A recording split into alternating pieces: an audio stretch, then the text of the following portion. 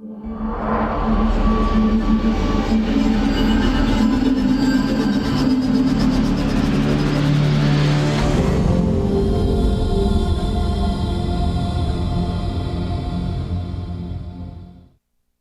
guys, welcome to Firefall Fest. My name is Matt, aka Phobos. I'm the community manager at Red 5. I'm also joined by Frank, our community coordinator, aka Faded Pez, and Mark, CEO and Chief Creative Officer of Red 5 Studios, aka Grums.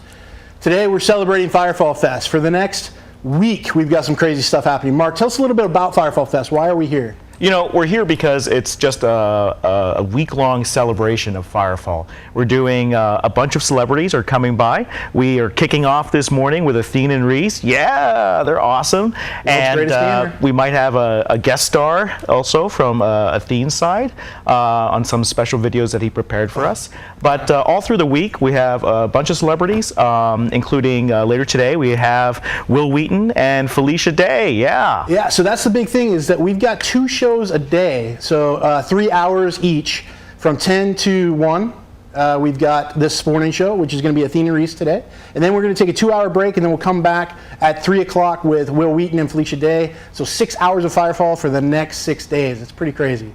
So really though, today is all about Athene and Reese, the world's greatest gamer, self-proclaimed world's greatest gamer. That's right. We'll see how well he does in Firefall. So Athene, are you with us? Yeah, I'm with you guys. First of all, thanks a lot for inviting me to this event. It's going to be an epic experience, and we're going to make sure to have a lot of fun. And I'll be asking a lot of questions because my audience loves to dig into games and know everything about it. So I hope you guys are ready for it. That's great. So where are you coming to us from, Athene? You're over Skype right now. From where?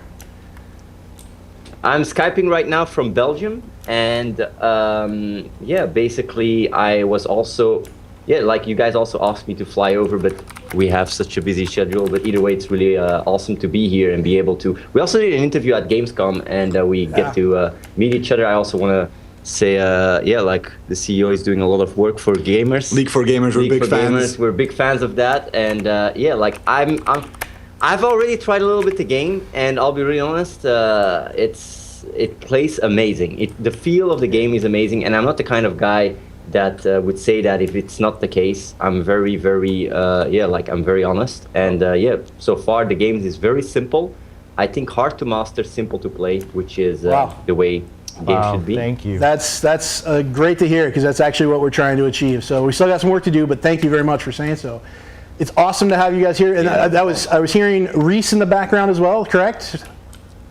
Yes, I'm here as well. For people who don't know, Athene and I do most of the things we do together. I mainly shoot the videos and edit and stuff. And since I've gotten into the game, I've also become a big fan of Firefall, by the way. That's great. So we're going to get started playing some PvE in the open world. Faded Pez is going to join Athene and Reese in the world. So if you want to join the group, be sure to message him in-game.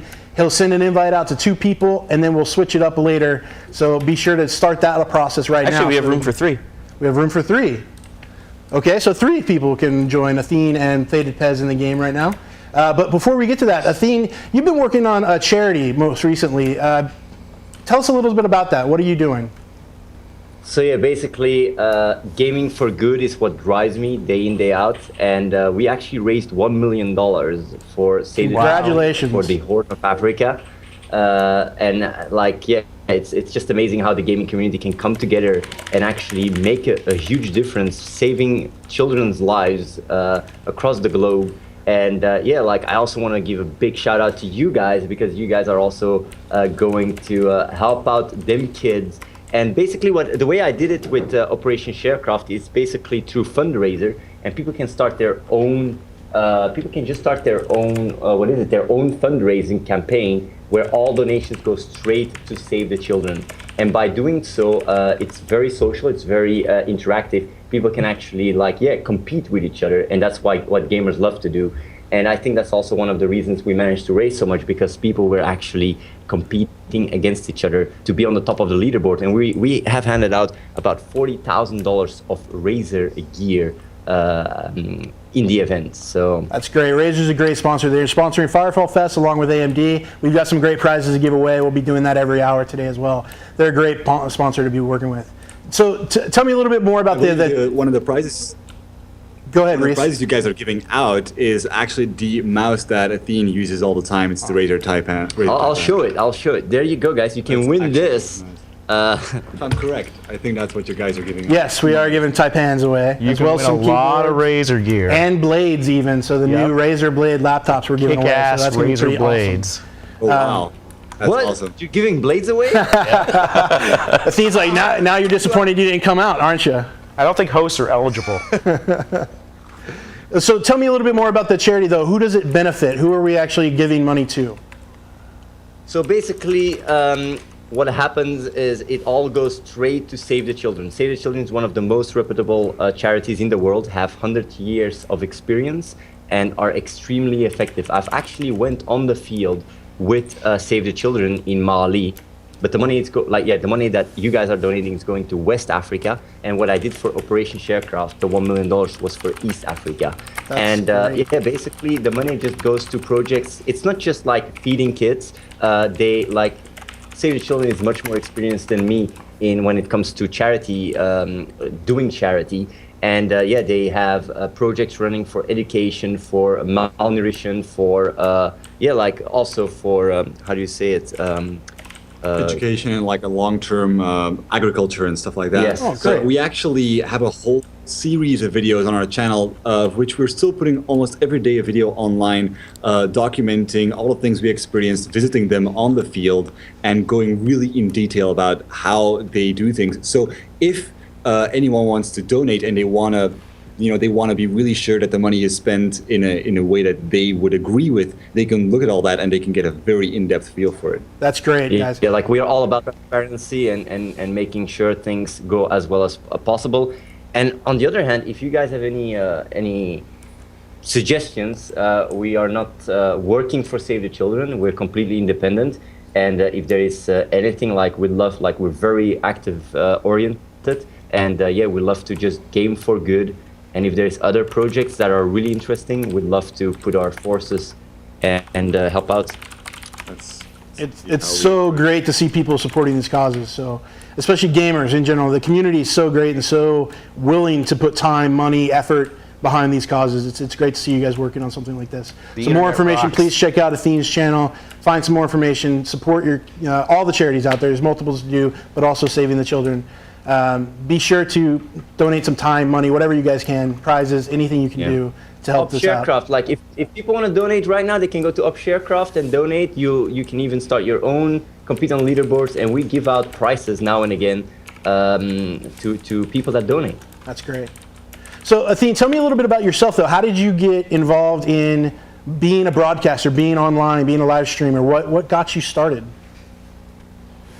Well, actually, I think I'm one of the pioneers when it comes to being a gamer on YouTube. I started as one of the first, like, Guys, almost easy on the 6 typing years when he's ago. trying to talk. Easy on the typing. And yeah, so we started with best quality in the world with World of Warcraft. It was yeah, like some guy trolled me, and he actually used my account to make a thread, and then I made a video as a reply, and it had so much success that I said I have to keep it up. And we always were very activist oriented and try to actually reach out an audience to actually do good. And gaming for good is one of the most powerful ways, I think, to actually yeah, bring change. And that's why we're so driven and so motivated to just all the time, like, yeah, be very interactive with people, trying to be as inspiring as possible, and just like, yeah, play games and have fun. So some of the greatest videos I think you do are when you go out on the street and talk to people who are not gamers at all and try to get them involved with things because the looks on their faces are just so funny. I like it when you try to pick up the girls. Yeah, when you try to pick up chicks using game names or gamer memes and different things. I'll be really honest, like, normally there is some situations where I actually get in trouble, although like people seem to find those the most funny ones. Although the thing is that doing things like that, using gaming references and stuff, has actually worked on a lot of chicks. I'm really impressed by it. So yeah, like if people can't come up with a pickup line, just use a WoW reference they don't understand, and if you bring it with enough confidence, like you can even like just use a Firefall reference, And if you We should do those videos. We should actually, the new quest for the next IRL videos will be picking up 10 girls with Firefall reference. Yeah.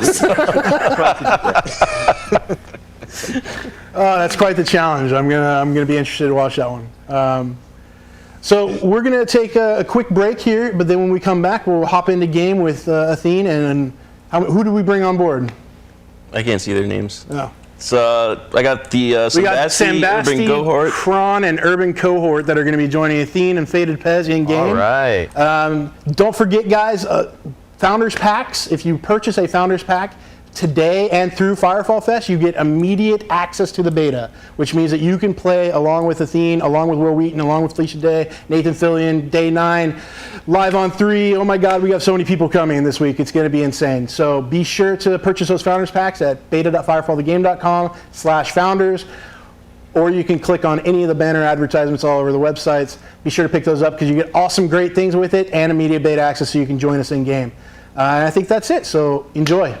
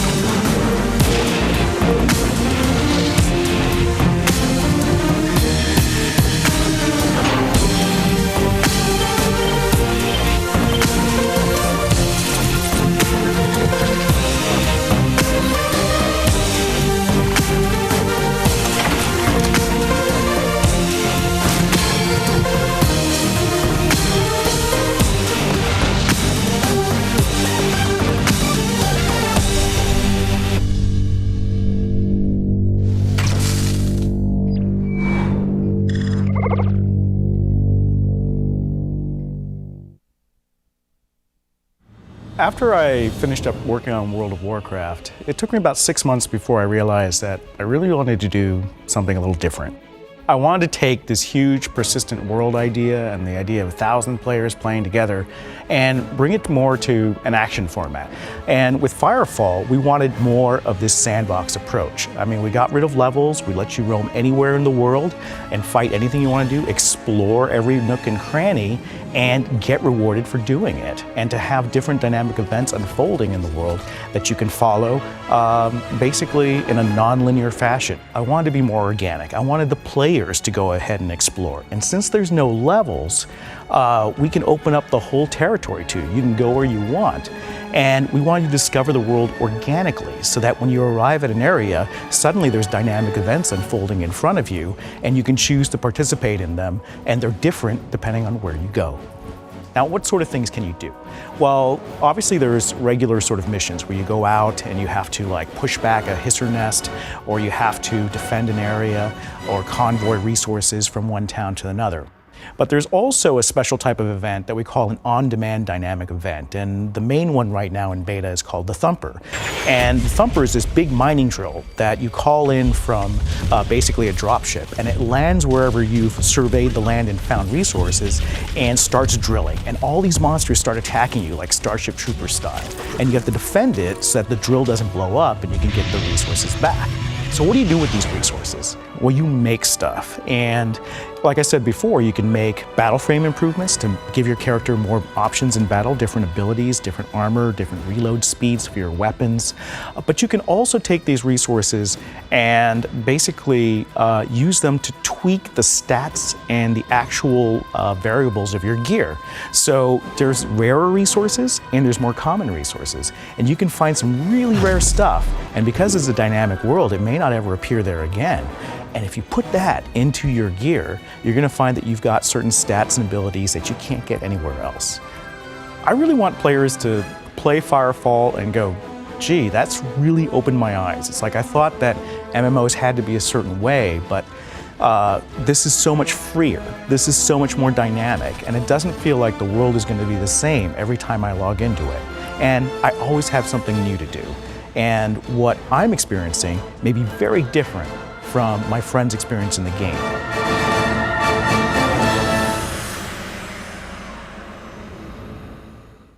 Welcome back to Firefall Fest. I'm Matt, aka Phobos. We're here with Athene and Reese, straight from Belgium. I'm also joined by Mark Kern, aka Grums, and Faded Pez, aka Frank. They're in-game right now with Athene and a couple of the gamers. We're in chat in Twitch. Athene, you're in control of this game. Let's do this. Let's do this. So basically, this is some world PvE we're going to be doing some quests and stuff. If I get it right. Yeah, you're leading. So if you want to go do quests, I think you have some missions in Copacabana here that we can do. Yeah, Frank? indeed. So like I'll be asking a few questions because I don't really like I'm very used to playing World of Warcraft, and the thing is that like yeah, most people are very conditioned. Like, how does it work? Do I have to share quests and stuff? So right now, missions are actually pushed to you by what we call SIN, our Shared Intelligence Network. So those are pushed depending on whether you've done the mission, haven't done the mission, whether it's a dynamic mission that is just around the world. So as you're wandering the world, you might come across like a Melding Tornado. That's a random mission that you could take place, and it'll be pushed to you if you're nearby. So you should have some missions that have been pushed to you already. Other people may be on those missions, may not be on those missions.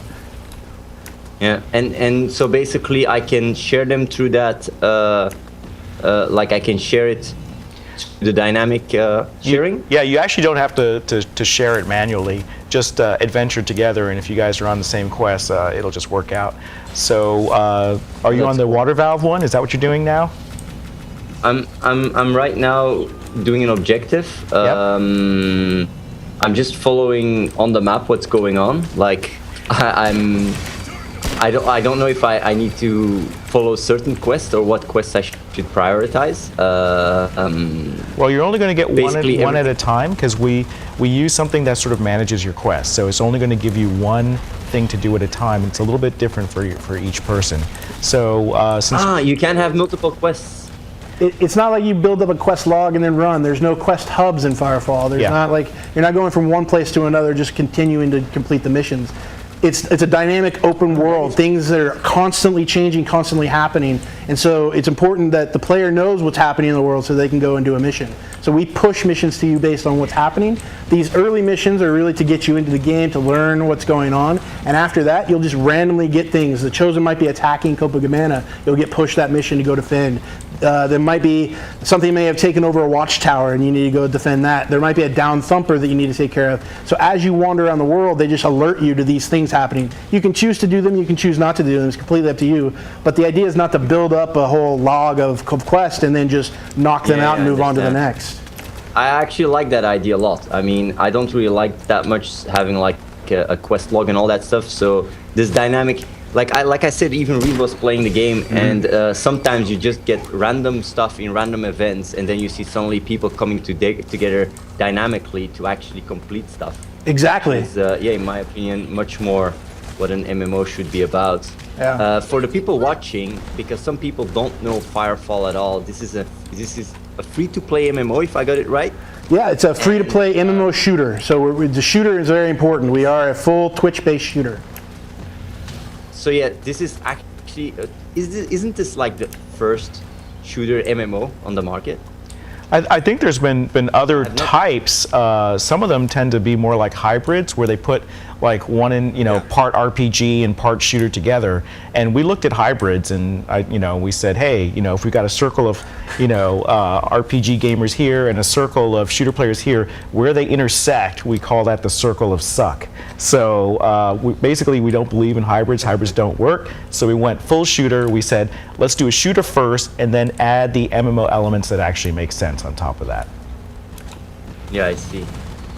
I think, to be honest, it really, like, the way it feels here, like playing the game is very, very simple. The movements feel very fluently. And you can also, for the people wondering, playing in first shooter mode, as you guys can see here. Yeah, well, I don't know if I people found it can very see remarkable, like switching between first person and third person, actually it feels like both work equally well. You'd be It's not surprised. like, switching to first person gimmick. You'd be surprised the arguments that happen during development for that. Do we go third person? Do we go first person? Went back and forth for many, many, many months until we finally decided to do both, and it's tough to do. Yeah, we couldn't decide, so because we were indecisive, we decided to do both modes. That is really, really cool. It's very cool to feel and realize that you can just switch and everything still works. You can do all the things you do, and it doesn't feel like, oh, this really doesn't work in third person. I gotta go first person or whatever. That's props to you guys for nailing that. That's pretty cool. I was already wondering, because the first thing, like one of the most annoying things when it comes to FPS shooters are the aimbotters. What about aimbotting in Firefall? Is that going to be a problem or not? Well, we've taken cheating very seriously, so we actually developed custom software called Red Handed with some of the best malware, anti-malware programmers in the world. And they developed this software, and it runs alongside Firefall, actively detecting, any sort of shenanigans that may be going on. And because Shenanigans. And because we Say wrote it that word one more ourselves and we time. maintained ourselves, we can update it fast. That's the Yeah. real thing. If we had licensed something, then oftentimes you're waiting days for a fix. This way we could respond immediately, and so far we're really happy with it. Yeah, and we also have the benefit of using our own engine, which makes things a lot easier to not only develop anti-cheat methods through the engine itself, but gives us kind of a little bit of a leeway because it takes longer to develop new cheats for those. So unlike releasing on a prepared engine where they've already got hundreds of cheats available to them, we have a little bit of heads up there. But the real thing is that no system is ever perfect. Nope. Right? There will always be cheaters. There will always be people smarter than us and working harder than us at trying to find cheats. It's just how quickly can we respond to those things. So it's definitely a cat and mouse game, and the cat rarely wins. But we do we're have a trying very hard. reward. So if anyone finds a cheat and buys it and tries it out and sends it to us, we actually send them, I forget what the bounty is. $500 was $500. So, or develops your own cheat. If you develop a cheat and show us how you did it with the source code, Yep. we will provide you $500, an aimbot cheat. Are you serious? Yeah. Yeah. It's like Mark said, it's very important to us because, as you said, it's one of the things that hurts games is that when you hop in and you get headshotted by everybody because they all have the same cheat. That's no fun for anybody. So it's really important to us that we take care of that. That's really cool. Yeah. Like, that's actually really, really cool. I like that idea a lot. What about world PvP? Is there world PvP in the game? Well, that's a great question, Athene. That's definitely something we'd like to do. And I think we've put it on our timeline now on our website that it's coming. Open world PvP is something that we've already developed a lot of time into. We've already put a lot of time into it. So it's close, but our focus right now is making sure that the PvE open world feels really great and that we have a great competitive mode PvP, and then adding open world PvP later.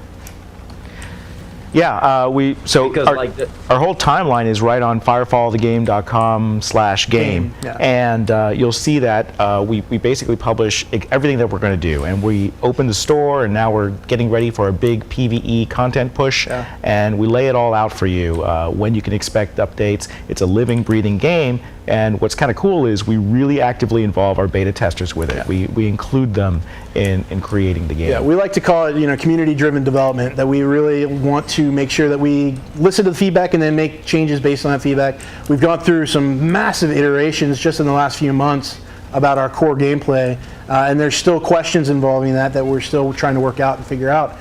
Because we are running a true beta, right? People worry about, is this game ever coming out? You guys have been in beta forever. Well, it's a real beta, and when it's in a real beta, it's not just something that people test out, try a preview, and then we release it. It's really important to us to get that feedback, make changes, re-release it, get more feedback, see if we did the right thing. And then we question ourselves every day. Are we doing the right thing? Is this fun? If it's not fun, are we doing the right thing? Do we need to change stuff? So it's really important to make sure that community is listened to. So Frank, are you guys doing a thumper right now? Yeah, it looks like someone called down a, I think that's a personal thumper, the stock version. Yeah, can you before I'm asking to explain the thumper, is that what you call it? Yeah. What about how does the tagging work? Because do I have to hit them up the first time in order for it to count as a kill on my quest log? It automatically shares. Right now, it's actually, the way it's developed in beta is that if you do the most damage, you get the kill. Otherwise, you get assist XP. It doesn't count as a kill unless you do the max damage. We're still working on the tagging system. Everybody has a different system in place for that. What's the best system for the game like Firefall? We don't know. Actually, I think in one of the recent patches, if you get an assist, you get, in the open world, you get full XP. Does it count as a kill? You get full XP. But does it count as a kill for the quest now? No. Yeah. So. Yeah, we're moving doesn't to it? we're moving to a more dynamic inclusion system. So, in our internal builds right now, we're actually measuring everyone's contribution and even heal. So if you heal someone who kills a mob, then that counts as an assist. Yeah. So it's a constantly evolving system. Because I think this spot is pretty camped right now, right? Yeah. It's hard to get kills, to get my Iron Husk. I need to kill 20, right? But I thought you were the world's greatest gamer, Athene. I hear complaints. Oh, you went there. Put this world PvP on so I can. That's right. Well, if we want to kill Aranas, maybe if we moved up the beach a little bit. So. Yeah, you guys, there's Arana all over the world, so you don't have to kill things right now. I think everybody's trying to follow you guys around because you're pretty popular. Yeah. Yeah, I'm gonna try and go to the beach then. Do my quest logs automatically change when I leave that, because I haven't finished the quest there? Yeah, you can just go and as long as you stay within the sin range of the tower, which should be on your map as a big circle. Yep. You'll be fine. Yeah. I think, by the way, you guys did a great, amazing job on the map. I don't know if you can show it on on the live stream right now. Yeah, we just pulled it up. The map. But this map looks absolutely gorgeous. I mean, how long did it take you guys to implement this? This is like it just looks insane. 4th or 5th iteration of the map, I would say. Yeah. Yeah. And we're going to be making a new one after this too. We're going to make even more improvements. Yeah, definitely even more changes. But before we get into some more questing here, we're going to go ahead and take a quick break. If you guys have questions, be sure to talk to on the Twitch channel. We're watching that live on the stream, so if you have any questions, be sure to ask them there. I am on Twitch. I am looking for your questions. If you have any questions for Athene or Reese or us, just pop them in here and we'll address them live on the stream. Yeah, other than that, we'll be back from a break in just a second. Enjoy.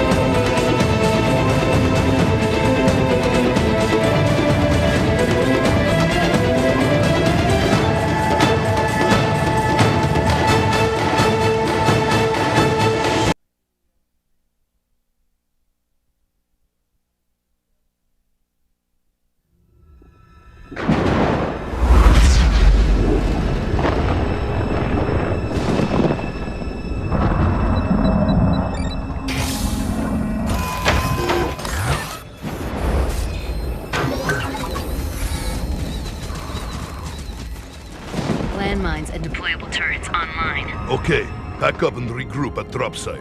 Roger that. I'm coming in. Hey, call in the Thumper. Echo Bravo 984. Extraction site secured. Over. That'll keep the bugs out. Approaching drop site. Package en route.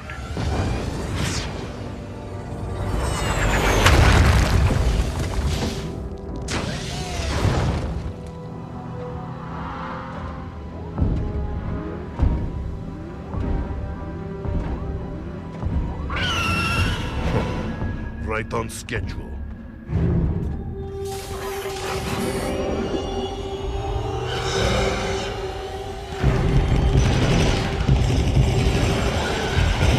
Turret 3's out. 1 and 5 are down. Just lost 4.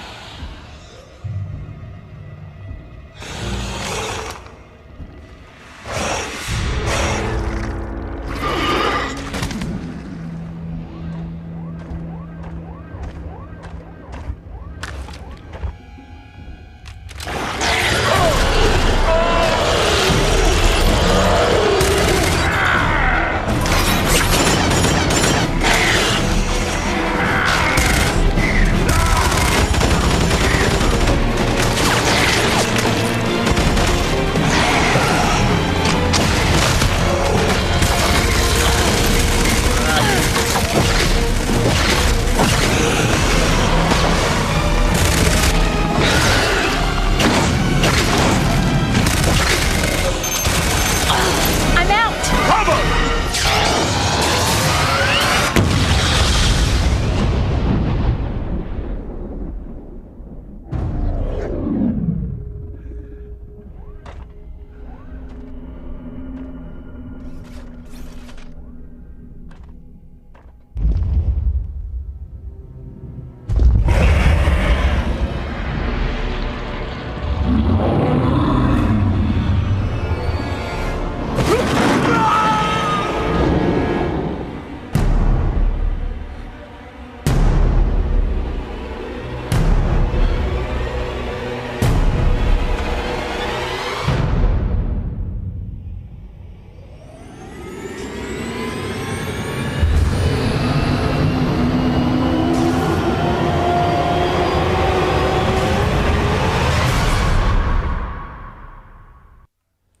Welcome back to Firefall Fest. I'm Phobos. We're joined by Athene and Reese live on stream. We also got Grums and Faded Pez here. We're doing some in-game quests, and we're going to kick it live from there. So Faded Pez just invited Reese into the group. And I think you guys are doing some thumpers and some missions. Yes. Yeah, people are dropping down thumpers. I think that's in advance. I can't tell. It's just crazy So can right you now. explain to my, like, what are thumpers? What is it? Well, so a thumper, a big part of the game is about collecting these resources and crafting new gear. And so you want to use these thumpers as a personal mining device in order to collect those resources and then refine them and use them for crafting different pieces for your equipment, more advanced thumpers. When later on in the game, we're going to have army tech trees that you could use to unlock with resources and things like that. So resources are a very big part of the game, and so people like to collect those resources. It's also part of the dynamic system that you can drop down a thumper anywhere and have this kind of personal mission to collect resources and creatures come and attack it, as well as the fact that the resources themselves are dynamic because we have a system that places resource nodes around the world, and those nodes get depleted and you have to go find more resources. The more difficult And how do you... Go ahead. How do you know where the resources are? There's actually a scan hammer that you can use. If you guys haven't completed the first couple of missions, you probably don't have one yet, but Faded Pez will whip one out here to show you guys. A scan hammer, you hit that on the ground and it does a scan and lets you know if there's any resources nearby. Obviously, if you already have a thumper down, it tells you that there's a thumper nearby, but you want to go around the world. That is actually... Go ahead. That is actually something amazing for world PvP, I guess, when there is really like some sick places with sick resources. Why do we suddenly all start dancing? What is this? So the tiki torch. Someone threw down a tiki torch. The tiki torch is one of the items you can buy from the store. So we launched our store a couple months ago, or about a month ago, and you can buy a tiki torch that you can pull down, and then everybody starts doing a tiki dance. Next to garage slots, it's our #1 seller. Yeah. So yeah, Exactly. people love to throw down tiki torch, and you just start dancing, and it's a big party all around you. Tiki is a very important thing for Red 5. We've got a tiki bar in the office. It's kind of one of our themes, and so Copacabana is very tiki oriented, so we want to have some tiki stuff. And is this like what's the currency in the game? So what do you in-game like- currency is called Crystite. It's a resource that you can collect. It's used for buying any kind of in-game item. But if you wanted to use it, the actual purchase items, those are red beans. And so you can actually buy red beans at the store right now. Or if you buy a Founders Pack, you get some awesome red bean purchases for a huge discount. Yep. And then you can spend those on the in-game store. We're beta testing our store, so we're changing prices. If the price goes down, we actually refund you the amount. If the price goes up, you win. I mean, yeah. So it's a good deal. It's actually really important for us when people spend real money on the store, because then we figure out real purchasing habits. Right. Because otherwise, people tend to spend money that they don't have, which is not a good And the thing. best deal right now in Red Beans is the Founders Packs. Oh, absolutely.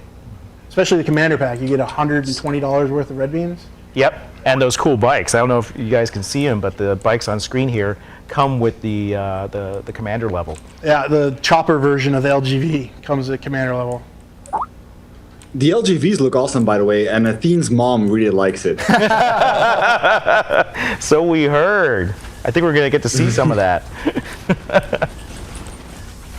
So yeah, like I'm still like how does the leveling like how is leveling in this game? Like how many levels are they? How do you like get experience? How does it scale? How long do you have to play in order to be the max level?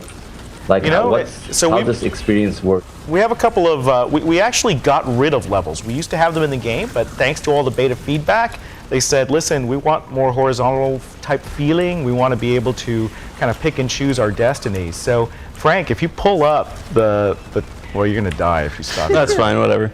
Okay, so you can see that we have these tiers, and as you get XP, you unlock different perks along these trees, and then you unlock different battle frames which specialize in different things. And so basically that's our replacement for leveling. Is we have 2 tiers in beta right now, and there's going to be up to 5, and it takes quite a long time to unlock everything. You can see the completion bar there at the bottom of the screen, and he's only about halfway through it right now for this particular frame. Frank, what frame is that? This is the Accord Engineer. I actually unlocked the, I believe it's the Electron, which is the Tier 2, one version of the Tier 2 Engineer. So you're in Tier 2.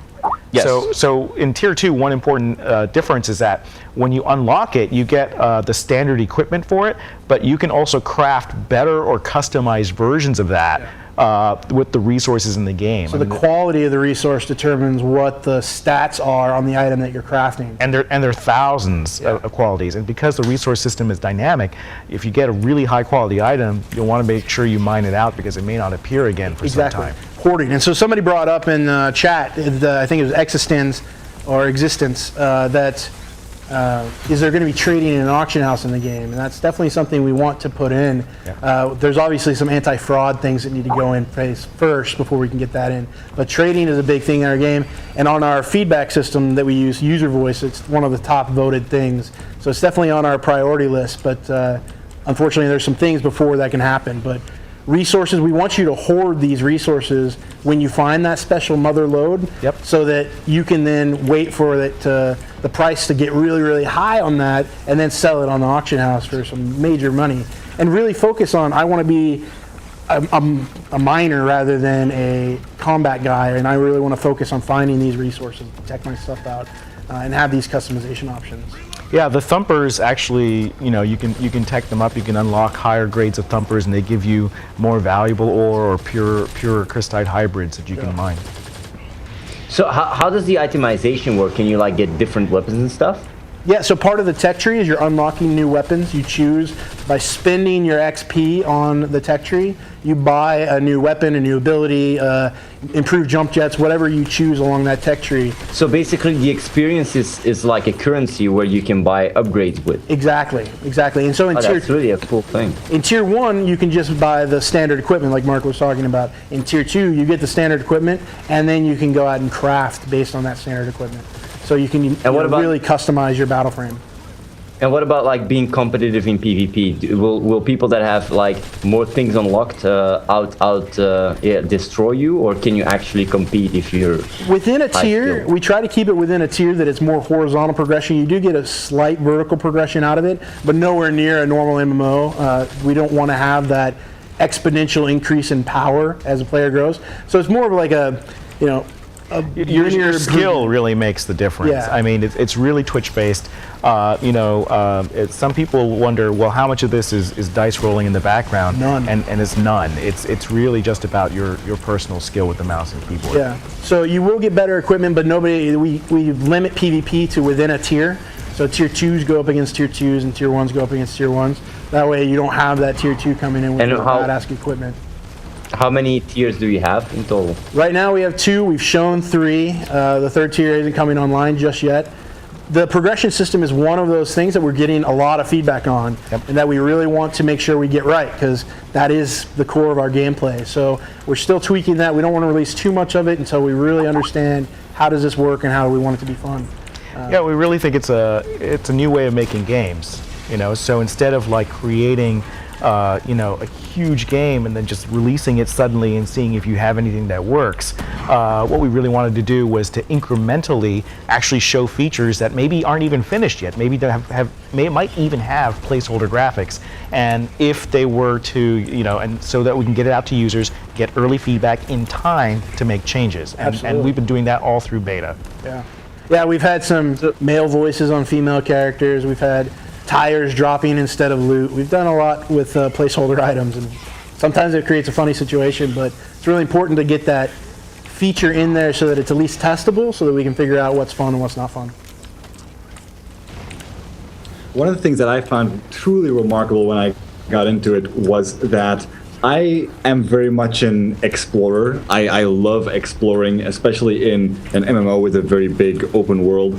And in this game, unlike other MMOs, I didn't feel like a tiny little ant when I started. In fact, I started and I first was very cautious, like, well, I'm not going to go too far out because I'm at the starting area, right? I got to level up before I can actually go to other areas. But then I started realizing, holy shit, those mountains all the way in the distance, I can just go there already. And I can do all sorts of stuff. And as I go there, I will find all sorts of things pop up dynamically. And I constantly am confronted with stuff that tells me, like, this is unlike any other MMO, and it's very refreshing. Absolutely. Well, we're going to continue on with some more gameplay, but before we do that, we want to take a quick break, and when we come back from that break, we're going to give away some prizes. So those of you... we're going straight to Tiki. We're going straight to the prizes. You guys get to have some fun with Tony Reyes. Prize guy. The cheese prize guy. So enjoy your prizes. How's it going, guys? Tony here. I am the cheese on the forums. If you follow me, I will be on Twitter. So if I'm going to give you a couple minutes to get your Twitter on, I will be following the hashtag FirefallFest. That is how we're going to be giving away some prizes, how we're going to be asking questions, interacting. So please feel free, ask me anything you want. Don't get too personal, all right? I like to keep my personal side to myself. Moving straight along, I'm going to give away 2 t-shirts right now, 2 Firefall shirts right away. Let's just go on to Twitter and see who hashtag FirefallFest last. Let's see, Susanna Bobadilla and Henry Potter. You guys were the last people to hashtag FirefallFest. You're each getting a t-shirt. How sweet is that? There's no one else here to celebrate with, so I hope you're celebrating, because I'm in the Tiki Lounge alone. That's fine. I'm going to hold it together. I've got some more prizes to give away. I'll be here all week long, 3 times every single time that we're broadcasting. Right now, we're giving away a mouse and a mouse pad. These are products from Razer. Razer has sweet peripherals that they do. We're giving away the Taipan Ambidextrous Gaming Mouse by Razer, designed to enhance gaming prowess and take out the competition mercilessly. armed with an anti-slip and anti-fingerprint matte finish, 9 programmable buttons, 8,200 DPI, 4G dual sensor system. You'll get absolute precision as well as lightning fast swiping acceleration for taking out the competition. The retail price for this combined is a little over $100, and we're giving away them right now. How about that? So, I'm going to need you guys, hopefully you got your Twitter on, so I want you to hashtag the color of shirt that our CEO Mark Kern was wearing. Which color was it? Was it green? Was it blue? Maybe purple? I don't know. I don't know that purple would go well with his skin color. I'm just saying, I don't like purple. I'm more of a blue guy. I haven't said the color yet, so let's see what you got. Whoa, we got some hashtags pouring in. All right, so let's see. Hashtag, I'm looking for Mark Kern's color of shirt. Which color shirt is he wearing? Let's see. Oh, pink. No, it's not pink. Sorry, buddy. Who was that? Nalene. Sorry, it's not pink. Let's see. We're going to. That mouse looks pretty nice. Lou, I know the mouse looks nice. I'm asking for the color shirt, buddy. Let's see. Razer mouse is going out now. Yes, it is. If someone just put, all you need to do is put the color of shirt that Mark Kern was wearing. Let's see. Blue. No. Oh, here we go. Our first winner for Firefall Fest, winning the Razer mouse pad, is Artene, E-A-R-T-E-N-E. I will get you your gear. I'll send you a personal message, so please respond. Don't be rude, okay? Thanks. And we'll get you your gear.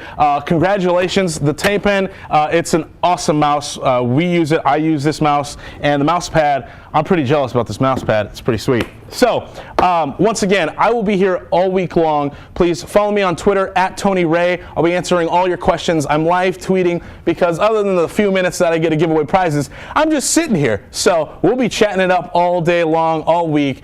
Stay tuned. And Artene E, congratulations. And the other 2 winners of the t-shirts, will be getting you your t-shirts ASAP.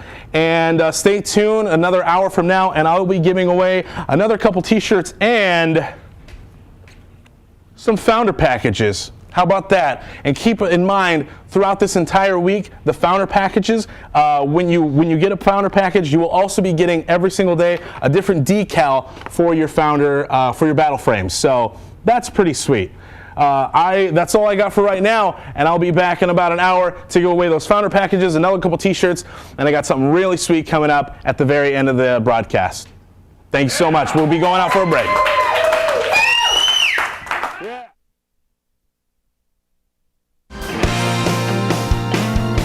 Firefall Fest, welcome back. Karen and Philip here, and we have some wonderful t-shirts for you today. Let's look at these shirts, huh? Let's look at them. What do we got here, Karen? Well, these are amazing shirts. They come in the color black right now, and then they have this amazing screen print on the back that has all of these. That has all these colors. Hey, you tell him he gets my money. You understand me? The colors are really important here because really, no matter what your skin type or hair color, bro. It's one of those shirts that is really unisex. I think anyone can wear it, men or women. Karen, I don't think you can say that. The fun thing about this is that the shirt actually clings to the body in such a remarkable way. When you see here, it's gonna really look good on a man, and see his coloring is very different from my coloring. If a woman was to wear it, see how it looks okay on me as well? See how the coloring with my hair versus Karen, it does not look good on you. I'm just kidding. You're beautiful, Karen. You really are beautiful. Okay. It's cool. Don't remind me that I'm not pretty. Okay, anyway, so the shirt is really, it just can cling. Karen. Why would you say that to me? Why would you do that? Come on. Paisana. It's not funny. Let's talk about t-shirts, you said everybody. It was normal. Firefall Fest coming at you. Great. PvP in Firefall is all about shooting somebody in the face. Combat in Firefall feels sort of like the good old days, back when games took longer to kill each other, there were resources on the maps that mattered, the speed was a little bit higher, and I had to be more tactical. Games like, for example, Quake. I also like to liken Firefall to Team Fortress 2 a little bit. The way that you can mix up your different classes, have a team composition that is different according to the different situation. I also really like to play a lot of Halo. I think that there's some comparison to be made because of the verticality that the jump jets lend to the game, except we're a lot faster than Halo. So I think that blends some of my most favorite things of other PvP games. Well, at its core, Firefall is a shooter, and so in PvP, that's where that experience really comes to light. We've worked really hard on making our PvP easy to learn and difficult to master so that we can appeal to all sorts of skill levels and really reward those people who are willing to put in the time to get really good. You do not have to play PvP in Firefall. There's a large open world, there's a lot of dynamic content, on-demand player content, plenty of things to do. However, that is a lot of work, and players put a lot into their battle frames, and they can bring them to PvP where they really shine. I think that the game is made in such a way that people will want to play the PvP element. It's so much fun, and like Justin just said, it really gives you an opportunity to take advantage of all the hard work you put into the open world. But we also have to make sure that it remains competitive and balanced. Red 5 is really special and excites me a lot in the fact that we are putting some attention into our esports features before the game is even fully out and live, which is amazing. You don't see that a lot in the game industry.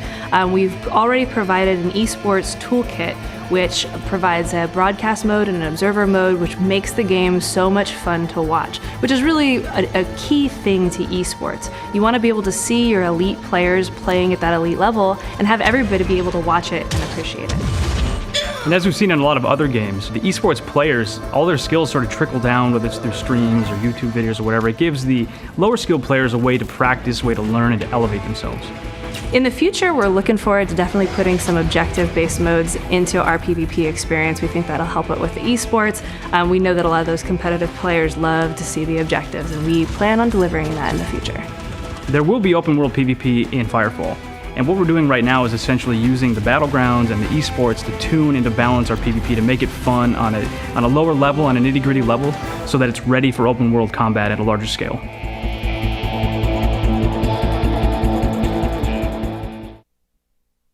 Hi guys, it's Athene, and I'm standing here next to my mommy at mommy's house. Hi everybody! And the people at Firefall are big fans of you, and they wanted to get a shout out from you. Oh, they want, really? That's Really? nice, I like this. You like it? Motherfucker, I like this very much.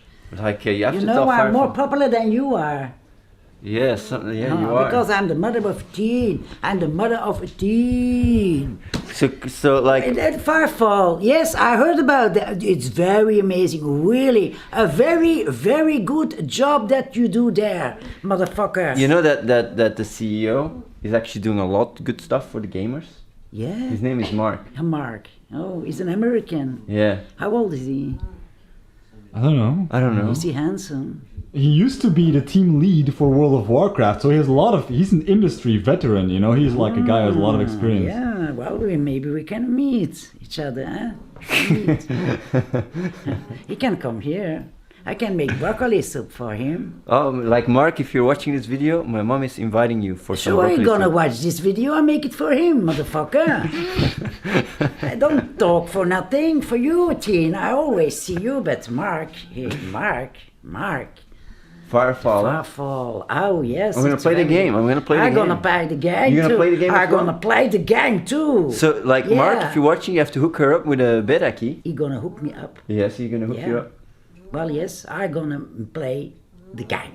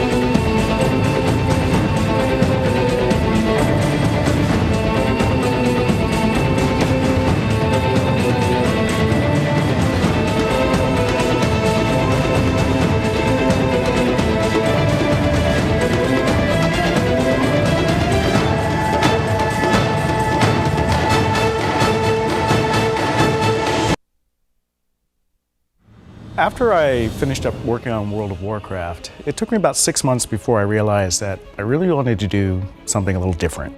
I wanted to take this huge persistent world idea and the idea of 1,000 players playing together and bring it more to an action format. And with Firefall, we wanted more of this sandbox approach. I mean, we got rid of levels, we let you roam anywhere in the world and fight anything you want to do, explore every nook and cranny, and get rewarded for doing it. And to have different dynamic events unfolding in the world that you can follow basically in a non-linear fashion. I wanted to be more organic. I wanted the players to go ahead and explore. And since there's no levels, we can open up the whole territory to you. You can go where you want. And we wanted to discover the world organically so that when you arrive at an area, suddenly there's dynamic events unfolding in front of you and you can choose to participate in them, and they're different depending on where you go. Now, what sort of things can you do? Well, obviously there's regular sort of missions where you go out and you have to like push back a hisser nest, or you have to defend an area or convoy resources from one town to another. But there's also a special type of event that we call an on-demand dynamic event, and the main one right now in beta is called the Thumper. And the Thumper is this big mining drill that you call in from basically a dropship, and it lands wherever you've surveyed the land and found resources and starts drilling. And all these monsters start attacking you like Starship Troopers style, and you have to defend it so that the drill doesn't blow up and you can get the resources back.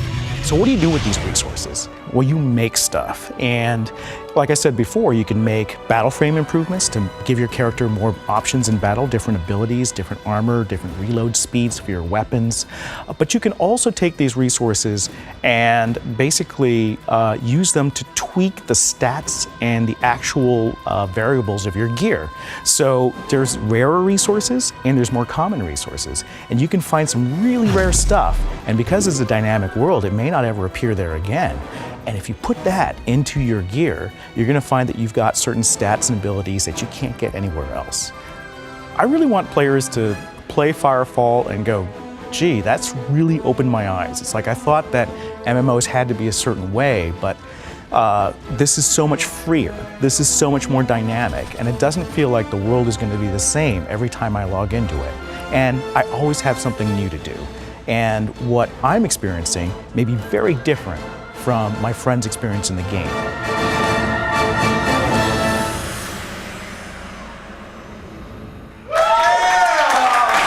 Welcome back to Firefall Fest, guys. I'm Phobos, here with Grums and Faded Pez.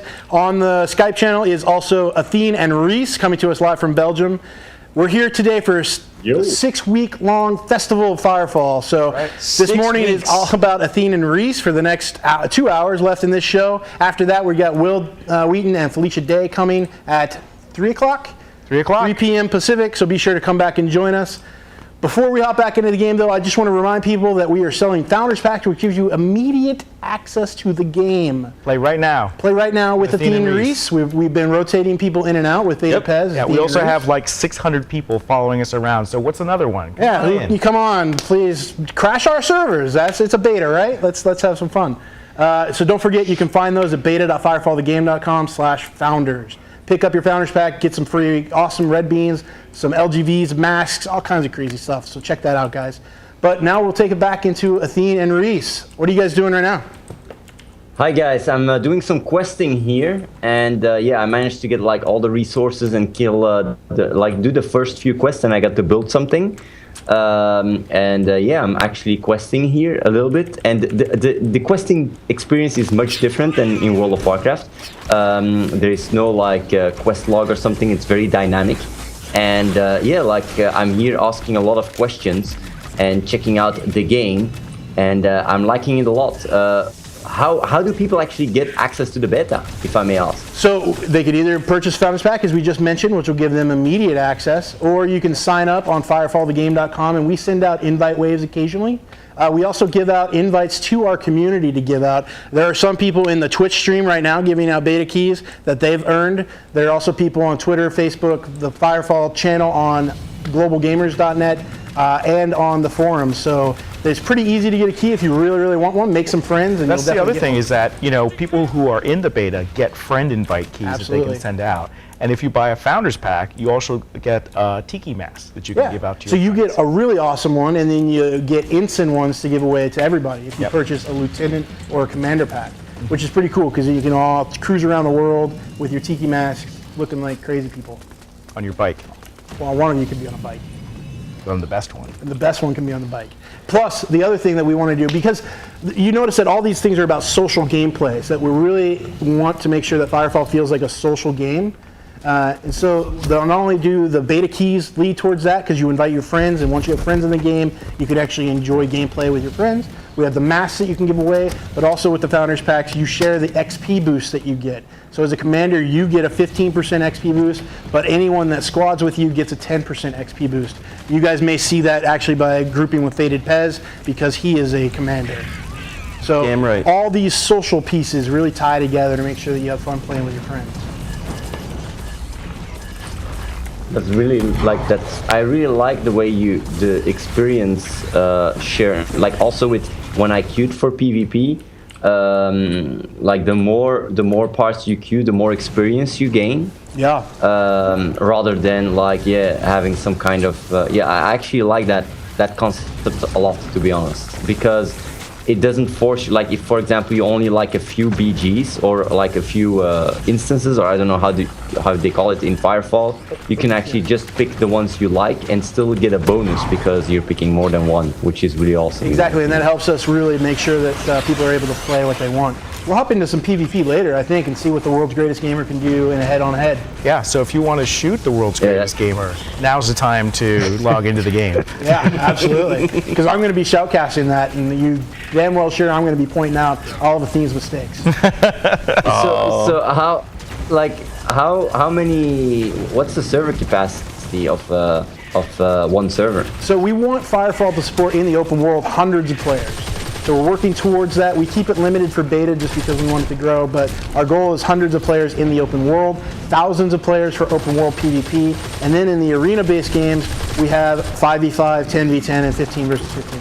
Yeah, I mean, each monster in the open world is simulated as a full player. Exactly. So we already have support for 1,000 of these things running around in the world now or more.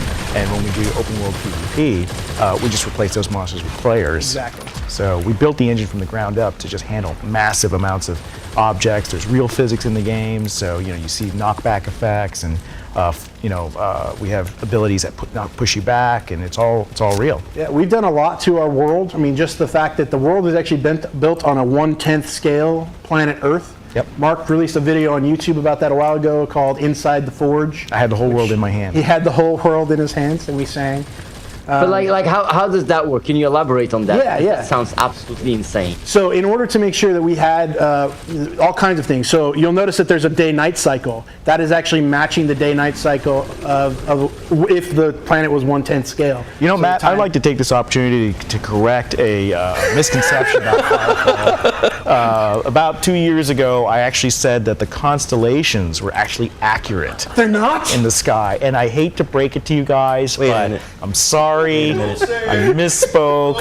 You're breaking my heart. They're not accurate. Oh, They're man. the same I was pointing out all kinds of constellations and being like, oh yeah, that's not the Little Phobos Dipper? right there, and that's wrong. This completely breaks the immersion. There's Orion's belt. Now, we might not have real constellations, but we do have real day-night cycles. We have real positions and time phases of the moon. We have real positions of the sun. So when the sun rises... You're in Fortaleza, Brazil right now. That's where the game takes place, where the arc light crashes, and you're protected in this little bubble against the melding, which is a giant energy storm that came in through the warp fold and kind of enveloped the whole world, destroying things. So the sunrises and sunset you see are actually timed to that day-month cycle. That's what you'd see in Fortaleza. And that's why it's winter right now. The days were longer, they're getting shorter now. Yep.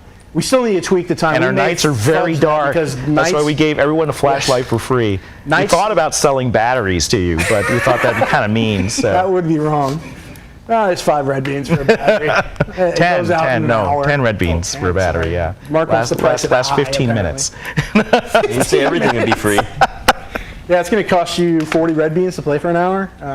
It's not pay to win though. Don't worry about it. Yeah. No, seriously, it's not pay to win. I mean, I'm just kidding around. Yeah. The stuff that we do sell in the store, which we'll pull up probably later, is the cosmetics and convenience items. So things like XP boost, things like hairstyles and war paints that we're just started to give away. Yep. That's another thing founders get during this event. Is as you watch the stream, you'll notice that there's a button down on the page on firefallthegame.com/firefallfest. There's a button there for founders that if they click, they can earn a new war paint every single day that's custom. Right now, right? You click the button right now, and you're in the game. You will can't get actually that. use it in the game yet. But you will get that custom war paint. And it's only available during this 3-hour section, right? Absolutely. Okay. Well, not the 3-hour section, today. For today? Today. Okay. So during Will and Felicia's time, you'll be able to earn it as well. So anytime between 10 a.m. and 6 p.m. Pacific time, you can go and earn that war paint. Okay. And it's different every day. So if you miss a day, you miss out on that war paint. Founders only. Do you want to show some of the war paint stuff, some of the new you stuff? Yeah, Can we? We're gonna head over to the Copacabana or Transat, whichever one you're closest to. I'm closer to Copa. Then we'll check out the new you. But so back to the Earth. The reason, like Mark said, because you are located in Fortaleza, Brazil, on a 1/10 scale, we can actually change the dynamics of what's happening. So, say later on we want to release an expansion pack that goes into New York. Well, now when you travel between Fortaleza and New York, there's a different time of day, there's a different area. Well, it wouldn't be a different time of day, actually, because New York and Fortaleza, Brazil are actually, let's say, China. We go all the way over to China. We're going to be in a different time of day, different things happening, different sunset, sunrises, all that kind of stuff. So it actually feels like a world, and that world feeling is really important to us. Yep. And I don't know if you can see it, but the whole area in Fortaleza is surrounded by the melding storm. And like we were talking about, we actually have a 1/10 scale globe of the Earth. We picked out Fortaleza and we checked out this little thing. We made a map around it, and we want players to uncover the Earth, right? So we want to give them missions to actually push back the melding, and cooperatively, all working together, and then reveal more and more of the PvE game that way. Absolutely. So that's something that you can see. We're showing videos through our breaks. One of those talks about stage content, which the extra credit guys put together for us, and it explains a lot. Is there is everything open world, or is there also instances?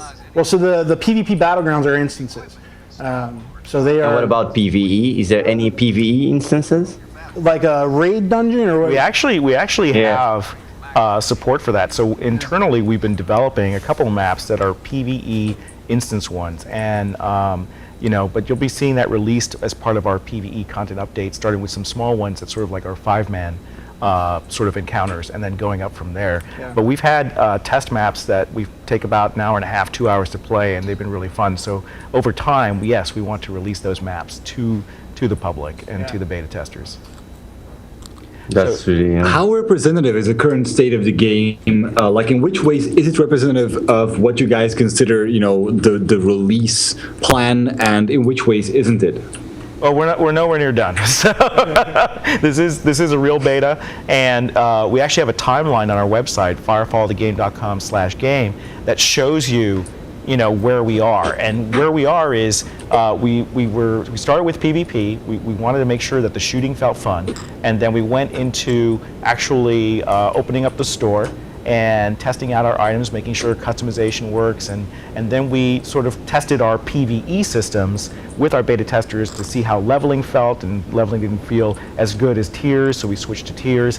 And then right now, we're working on the massive PvE content, which consists of dynamic missions. We have 2 types that are on demand, like the Thumper. It's like, I want to go do this now, and I can do it anywhere in the world. And the other one is just stuff that happens around you. And we have a sort of like an AI mission director called Arrow that will actually lead you and tell you what's going on. Arrow or Auto? Well, it's Auto internal. And is there like... It'll be speaking through Arrow, our character in the game. I was wondering why you're creating a new character named Auto. And is there like does your is there like decisions to make that affect the world, or quests that affect the world? In fact, the collective missions to push back the melding are the key way that players influence the world. So permanently. There's smaller ways that you could affect the world, like not defending Copa, or... Well, there's a whole invasion going on with the Chosen. They're coming out of the melding, attacking everyone, and they will take over stuff if you don't push them back. Yeah. You can lose Copa. So but I heard like there was different servers, or is there just one server for everyone? So because there's hundreds of players per server, and there's obviously hundreds of thousands of players or millions of players potentially. They are broken up into different servers. Now, rather than picking a realm or a shard or some other terminology that you want to use and say 3,000 people are on that instance of the world, we dynamically assign you to a instance based on who your friends are and where they're playing, where your army is located, how your ping is, all these kind of metrics behind the scenes to place you on the best instance. And then as you guys saw earlier, you can join a squad leader on any instance. So you guys joined up with Dated Pez just by doing join leader. So you can control that slightly. And what about like if on one server they break down, they stop the invasion, and on another they don't? Like how does that take into account? So we try to do it as a win-win either way. So basically you can't channel surf, you can't switch instances unless you have a friend that's on that server to invite you. Exactly. But if Copacabana gets taken, we actually wanted to make it fun to push it back. So you get a mission to retake Copacabana with different rewards, and therefore we think that you'll just like to stick around and help fight the Chosen back on your particular shard. But the melding pushback, that's something that crosses all of these instances, and that is global, and all players will have to work together to unlock it and reveal more. That'll be a multi-week, multi-month process that will happen. So, but before we talk more about that, and before we get into the new you, we want to take a quick break. So we'll be back in just a minute.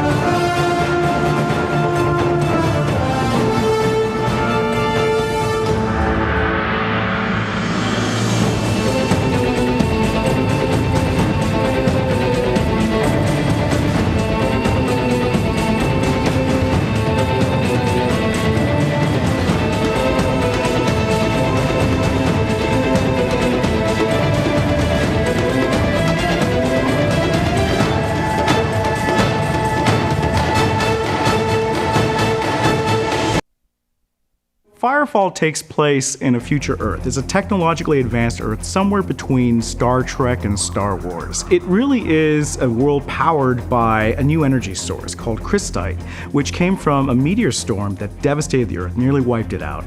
And they call this event Firefall. It's where the name of the game comes from. Well, Earth thrived. This time, it's all clean energy, and they're using crystite in lots of new and novel ways to power a lot of advanced technology in the world. Everything's great until mankind decides to try their first faster-than-light jump through space, aboard a ship called the Arclight. When the Arclight attempts to activate its drives, all hell breaks loose, and the ship crashes to Earth, leaving behind a rent in space and time where the melding, an energy storm of dangerous nature, pours through, covering the entire planet. This storm devastates everything. It disintegrates whatever it touches and makes land uninhabitable. It's only around the remains of the still running Arclight off the beach of Brazil, Fortaleza, Brazil, that a little bubble has formed of space-time that allows humanity one last chance to rebuild. And this is where the player starts off. We have Admiral Nostromo, who was aboard the Arclight when it crashed, who now becomes consul of the entire Brazil territory. And he's basically trying to help humanity rebuild and at the same time repel an alien invasion from beings called the Chosen, which come out of this energy storm and begin attacking humanity.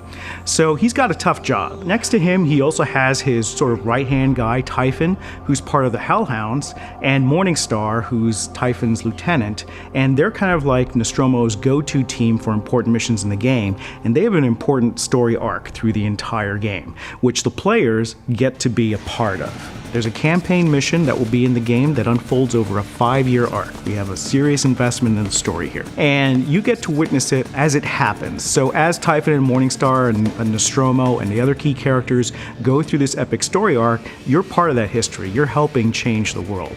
And we've divided up into several episodes.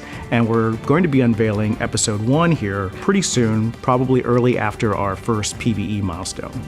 The story is important to me for a number of reasons. I think I've always been fascinated with characters that have had sort of a dual nature, and Nostromo is definitely one of those characters. He saves Fortaleza, Brazil, but in doing so, he ends up wiping out his family, who dies in the crash of the Arclight. And it's kind of that Sophie's Choice decision that drives him down this path where he's really vengeful against the Chosen. He wants to blame them for everything that happens. He wants to kick them off the planet. He wants to push back the melding, retake everything.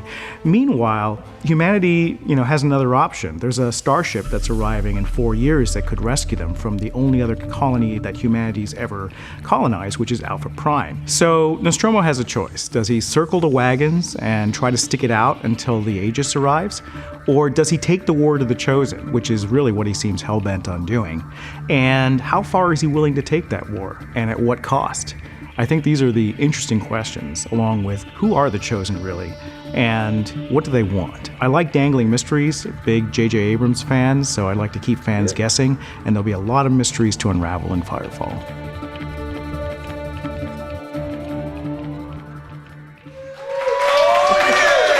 Welcome back to Firefall Fest, guys.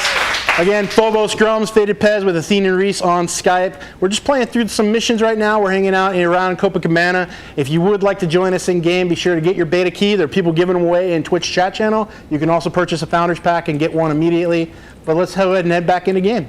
Yeah, and I am watching the Twitch feed right now in the community chat. So if you have questions for any of us, just please fire them out and we'll do our best to answer them. Absolutely. What mission are you guys on, Athene?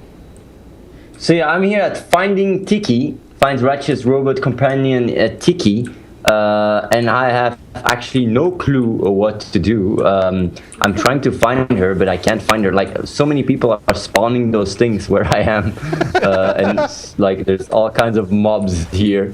So yeah, I'm trying to find it, and yeah, like I don't know if you can back me up a little bit. Yeah. Always welcome. Pez is trying to run over to you right now, and he was taking out some Chosen, which Chosen randomly spawn throughout the world. They do drop pods. One of the big things that's coming in the next milestone is the big Chosen Warfront push that we're trying to get out there so that it feels more like a war happening. Yep. But for right now, I think you can see some Chosen, invasions happening on Copacabana happen randomly.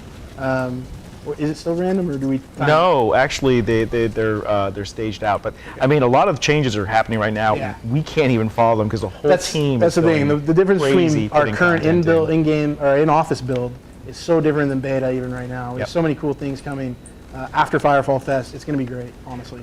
One thing I want to point out is that we're being followed by like 60 people because of the popularity of the stream and of course Athene, the world's greatest gamer, and Reese. Oh, of course, it's all Athene, the world's greatest gamer. And so I just want to reiterate: this is live. This is beta testers. You can play with us right now. You can follow us around, and help us kill things. Just log into the beta. If you don't have the beta, you can buy a Founders Pack to hop right in, or just register for beta on firefallthegame.com, and then you can kind of wait for the next wave. We are randomly picking people to play with us as well in our squad. So yeah, who we got grouped right now? Right now we have Superior and Mirage. Superior, long-time Firefall beta tester. Yeah, Superior's been around for a long time. Is Mirage? I don't recognize the name. Maybe it's new. But he's probably going to be like, "You bastard, you don't remember me?" I'm sure I recognize the name. I'm sorry. How long does it take, by the way, to go from tier 1 to tier 2? It depends. You can do it really fast. It depends on how quickly you earn XP and what path you take on the tech tree. Because you can do it as fast as possible, or you might want to unlock everything. It takes quite a while to 100% a battle frame. Yeah, I mean, it takes quite. Well, tier 1, I think, is what, about 10 hours? That's if you're not focused, yeah. If you're not focused, like I am. If you're world's greatest gamer like Athene, you can probably do it in like 3 or 4 hours. Yep. to One just of tier the- one. Maybe look, I thought there was One something of the- shiny. Whoa, this is badass. I'm flying. Oh, are you gliding right now? Are really cool. Yeah. I'm gliding right now. I didn't know you could glide. This is awesome. That's one of our travel mechanics, is that we wanted to make sure that even travel between 2 points felt fun. Frank, why don't you show him the gliding? Sure. Frank's going to go to the glider pad and show you that. So we have these static glider pad points where you can go run over it and then glide your way to another location. Yep. Um, And there's also actually a create little skill deployables. involved. and you can craft a deployable glider pad and place that down and do it. So we have people climbing up to like the highest peaks Yep. and then gliding around the world. Anything you can see in the it- game, you can go to. Is it possible for a DPS to heal? Did I just do it? Right now only the biotech can heal. We can also have call downs you can call down a deployable that you can pick up to heal. There are also spawned healing, spawn locations around the world, and most creatures drop little healing things. So it's Hey, we've got a pretty good easy. we've got a Are good there question from the community here. It's like, will you make dynamic scaling like Guild Wars 2 has, so you could play with lower tier friends in lower tier areas?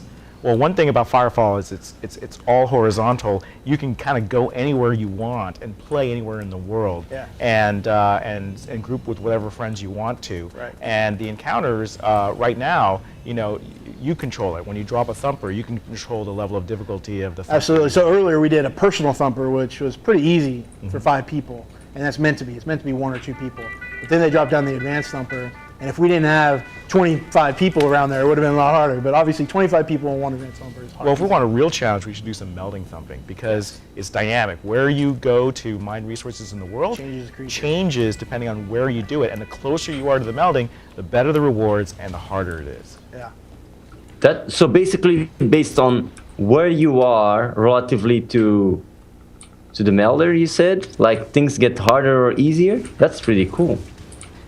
Yeah, so it's not just even close to the melding. So wherever you are, wherever you place the thumper determines what creatures will come out to you. So when you're in, the coral forest area here where we talk about, you have a lot of Arana and Siegers and things like that. But as you go to the jungle area, you're going to start to get more jungle-based creatures. When you go to the melding, well, now all of a sudden the chosen start to notice you, and you get chosen attacking your thumper, as well as melding creatures from out of the melding. So you can set your own difficulty, and honestly, a lot of the rare resources spawn closer to the melding. So it's a risk-reward scenario. I love meld thumping. Yeah. It's like the most incredibly hard experience, and you really have to stay on your toes. And just recently, we've changed this quite a bit. So our thumpers have gotten a lot harder. They have. People asked for it to be more difficult, so we made it a lot more difficult. It's like a game of golf, right? You're not supposed to play a perfect game every time. Right. And it's kind of like your own personal game to see how far you can get on Right. the thumper encounter, how far you can push it, and to better yourself and to try to beat your personal best each time. So you can send, that's a good point. It actually reminds me to, I don't know if you guys know the game Ultima Online, like Champion Spawns. Actually reminds me, and it was a really awesome mechanic. So I'm really glad that comes back, because it also brings a lot of world PvP if you guys would implement it, because people want to actually secure those resources and have a reason to fight. Yeah, that's what we love about the resource system, is that it gives us huge possibilities for open world PvP, which is coming later on next year. Yeah. So.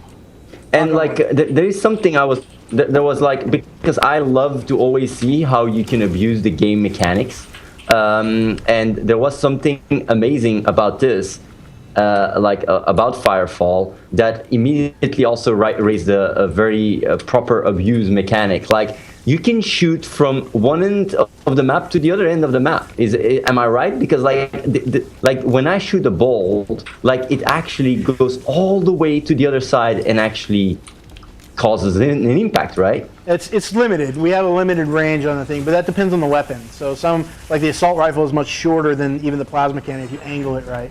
So plasma cannon goes about 150, 200 meters. Yeah, which there's is drop off. And there's a little bit of drop off, so you have to aim it up more. So it's not like you can actually shoot from one side to the map to the other side how big is our map? bombard the place. 2 miles or 2 kilometers? A couple of square miles, three miles. square miles or so, Yeah. 3 to 4. So yeah, we don't want a weapon shooting 3 square miles, over a mile and a half. That would be amazing. But you'd get hit by something. You're like, where the hell did that come from?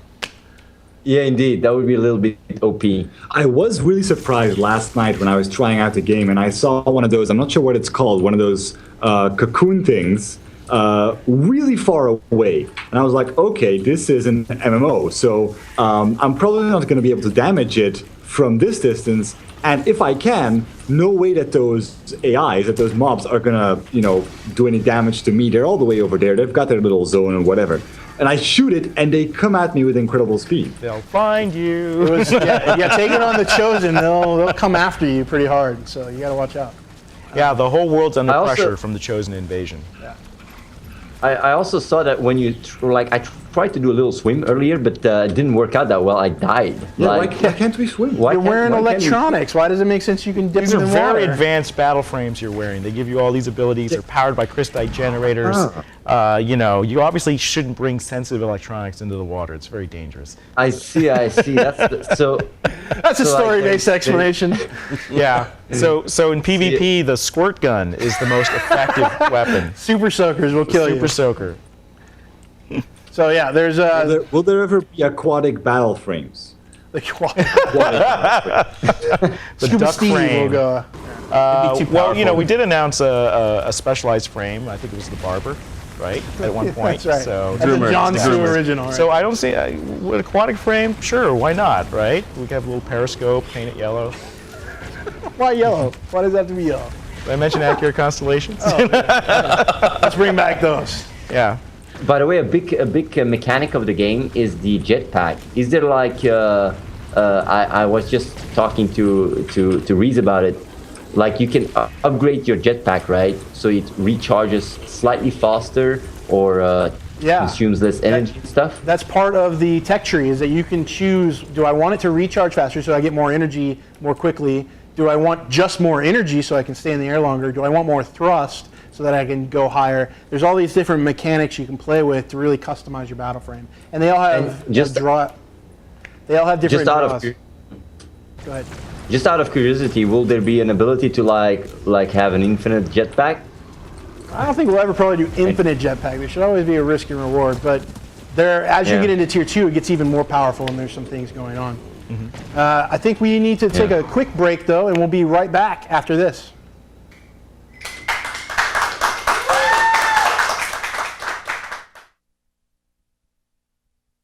Hi everyone, my name's Daniel, this here's James, and that's Allison. We make a web show called Extra Credits, but today we're here to do something a little out of the ordinary. We'd like to talk about a specific game company. We want to talk to you about Red 5, the guys working on Firefall.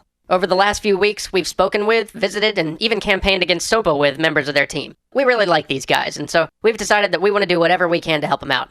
Now, don't misunderstand me. We're not here to endorse Firefall. I do have really high hopes for it, but I'll be honest, it's very ambitious. It is rife with design and development dangers that, with any less of a team, I'd wager against the project ever coming out. But, like I said, we like the guys at Red 5, and I would love to see their gamble pay off. If Red 5 fails, they'll have failed doing the right thing. So we've chosen to make a series of videos to try and explain both the game and the company behind it.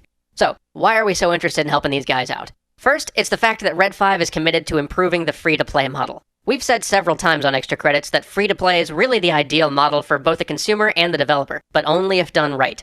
Most people today attach a stigma to free-to-play games because, well, a lot of them are shoddily done, rushed, or just plain poorly localized with the idea that they can grab a quick buck. Well, we've had a good look at Firefall, and yeah, it's a AAA game. They just happen to be releasing it for free. All the production value and the depth is there. They're focusing on a smaller initial content drop than most major MMOs that make you purchase the game up front, but for a game of this nature, I think that's actually the smart way to go. But we'll get more into that later. Our second reason for supporting this team is that they're dedicated to innovating. Dedicated in a way that would terrify most major publishers. These guys are trying to build an open-world MMO first-person shooter with tribe-style gameplay and a truly player-driven evolving storyline. You gotta hand it to them, it's certainly not a WoW clone. Of course, the problem with creating something that no one's ever really seen before is that it can be very hard to explain or market it. And when you're building a AAA MMO, that prospect is terrifying. But they're doing it anyway, and that takes some guts. And they may not pull it off. It might turn out the game sucks, and if that's what happens, then don't pay them a cent. It's free to play, you don't have to. But the game might not suck. It might actually turn out pretty awesome, and even break new ground for this medium. And I'll be darned if we let this game fail just because no one knows how to market it.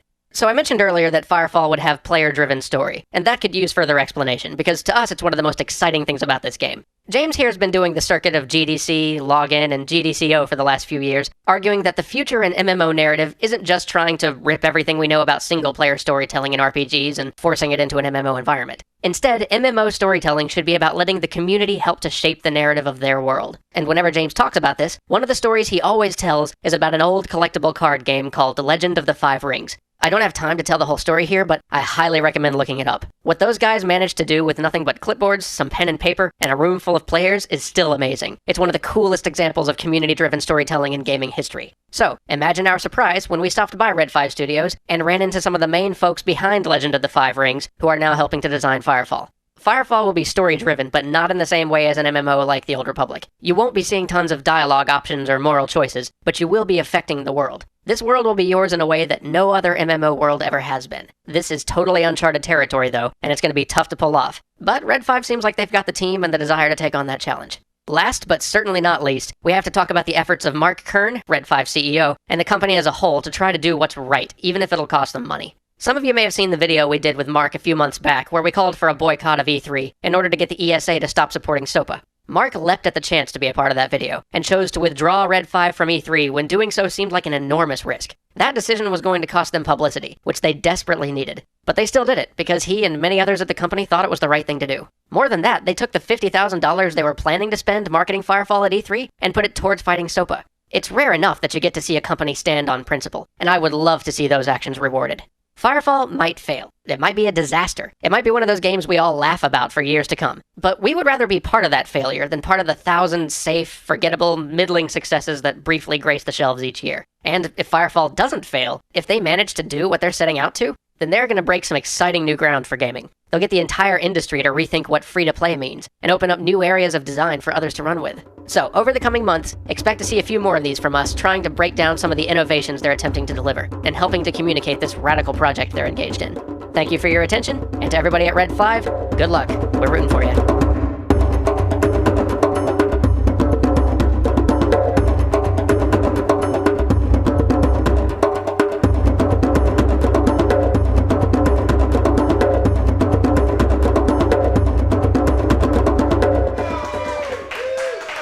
Welcome back to Firefall Fest. Mark here, Frank, myself, Phobos. We've got Athene and Reese on Skype. We're playing Firefall right now in-game. But before we get back into the game, I wanted to answer some of the questions that I'm seeing on the Twitch stream, which we've got live here in the studio. So feel free to keep those questions coming.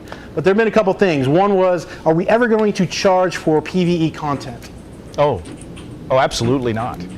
Why not, Mark? Why is that a bad thing? Well, because we don't like velvet ropes, right? It's like, hey, if we want to like upsell you on something, it's really hard to say, yeah, if you peek behind this curtain, you might like what's here, but you got to pay us first before you can actually try it. Segregating the community just is never fun. And you can't play with your friends. Exactly. Yeah. Exactly. So we will never charge for PvE content. Nope. The things that we are selling, because we are a free-to-play game, we do need to make some money, are things like cosmetics, facial hair, hairstyles, colors, convenience items like XP boosts and resource boosts, things like that. Garage slots is one of our biggest sellers, so that you can get more and more battle frames. Those are the Tiki Torches, biggest social item we got. Huge sales, just shy of the garage slots even. So that's pretty big. So those are the things we're selling. The other thing that I'm seeing come up is crap. Now I've lost it. Well, you know, there was a question about armies.